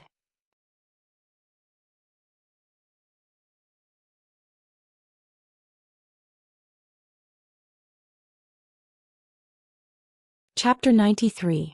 At this moment, Duque felt as if 1,000,000 alpacas were galloping through his heart. He walked back and forth, trampling on Duque's heart. Even though Duque could revive, he would not die as long as he could. Especially after encountering all sorts of strange situations recently, Duque's heart was already ringing with a shrill alarm, and he did not dare to casually seek death anymore. After going through his battle records, Duque discovered that he was in a serious situation of the 7 great sins for the second time. He did not know what the rest of the 7 great sins were, but he could not expect them to be wrath and pride, which were relatively advantageous. In the history that Duque knew, the raid on Karazhan ended with the victory of Khadgar, Lothar and Garona. Khadgar succeeded in stabbing the careless Mediv to death, and became one of the greatest mages in all of Azeroth. In the future, when Stormwind City was rebuilt, there was a huge statue of Khadgar at the city gate. Therefore, in Duque's opinion, an operation like the raid on Karazhan was just following along and winning without doing anything. Now, Khadgar, who had given Mediv a fatal blow in history, was dead. That legendary pharaoh Khadgar, who had accompanied Duque on all sorts of quests ever since he set foot on the Draenor continent, had actually died? He could still remember how powerful Khadgar was. During the long process of the quest, Khadgar would occasionally demonstrate to the mage players what was called the pinnacle of magic. He would use a large area of effect freezing air to teach the orcs about manners and how to behave. He would also use a spatial spell to freeze all enemies and leisurely start teaching them. He would also teleport hundreds of people in one go, leaving the players dumbfounded. He would even use a super expert's ice block to assassinate Garona, who would become a legendary assassin in the future. The opponent could only watch helplessly and scram back to where they came from. No matter if it was the players or the people of Azeroth, Khadgar was like an undying lighthouse in a foreign land, silently protecting the peace of their side. To the enemies that threatened Azeroth, whether it was the Burning Legion or the Horde, Khadgar was a nightmare that made them tremble in fear. Duque didn't have any ill will towards Khadgar. He didn't even view Khadgar as a competitor. But such a Khadgar, a future golden coattail, had died? What else could they do? Duque was a little confused. King Lang and Anduin did not feel anything. They weren't prophets, so it was impossible for them to know that Karthika would be so powerful in the future.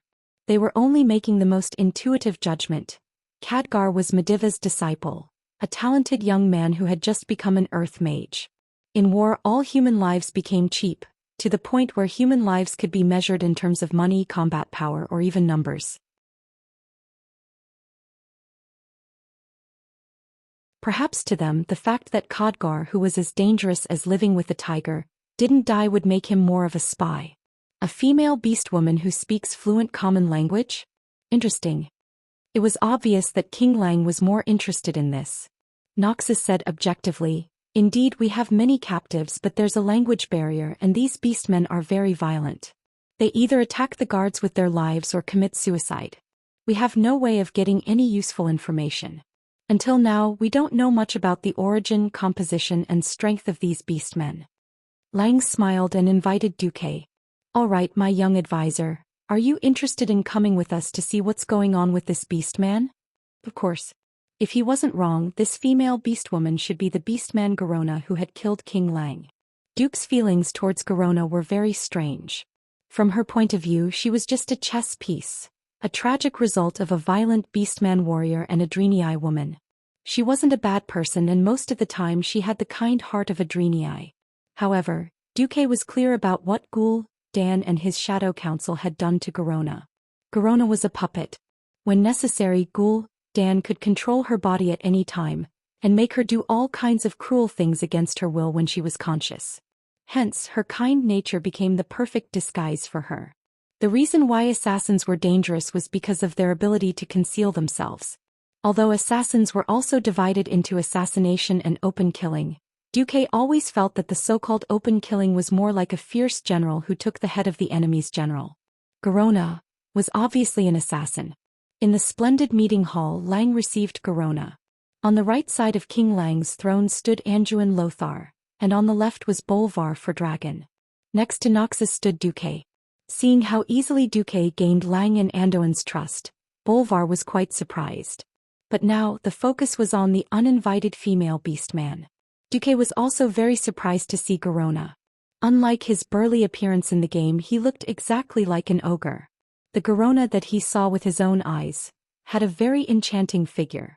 Other than her green skin and a pair of small canine fangs, Garona looked like a wild and beautiful human woman. Only her chest and left shoulder were covered in coarse, cracked leather armor. A mini-skirt-length piece of animal skin was tied around her waist. Below her long legs she was completely barefoot. Her well-toned and streamlined muscles were on full display. She didn't just have mermaid lines, even her abs were clearly visible. Ignoring the dozen or so guards of the royal family pointing their shining halberds at her, she curiously looked around the magnificent meeting hall. Every chair was exquisitely carved, and the exquisite murals depicting the 7 kingdoms of Azeroth, as well as dwarves, elves, trolls and other creatures were the focus of her attention. She was like a curious baby, observing everything in the human world. The humans in the meeting hall were also observing her. There was a strange silence in the air. After a while, as if feeling that he could not waste any more time, Noxus finally said, "I heard that you can speak the human language fluently?" "Garona, my name is Garona." Her answer was a little out of place. Khadgar said that humans report their names first. Garona interrupted Noxus directly. "Alright, I am Anduin Lothar. Are you the chief of the Storm Clan?" "Storm Clan?" Noxus' face was full of confusion. "I am." Noxus was interrupted again before he could finish. "Aren't you the chief? Then I have nothing to say to you." Garona's thoughts were simple and direct. Even Lang could not help but snicker, but as a king he had to have the dignity of a king. Lang still said loudly, "I am the king of Stormwind, Lang Rin." You're tuning in to the Zhou Xian's Legacy YouTube channel. Don't forget to subscribe and join us on this journey to catch the most captivating stories.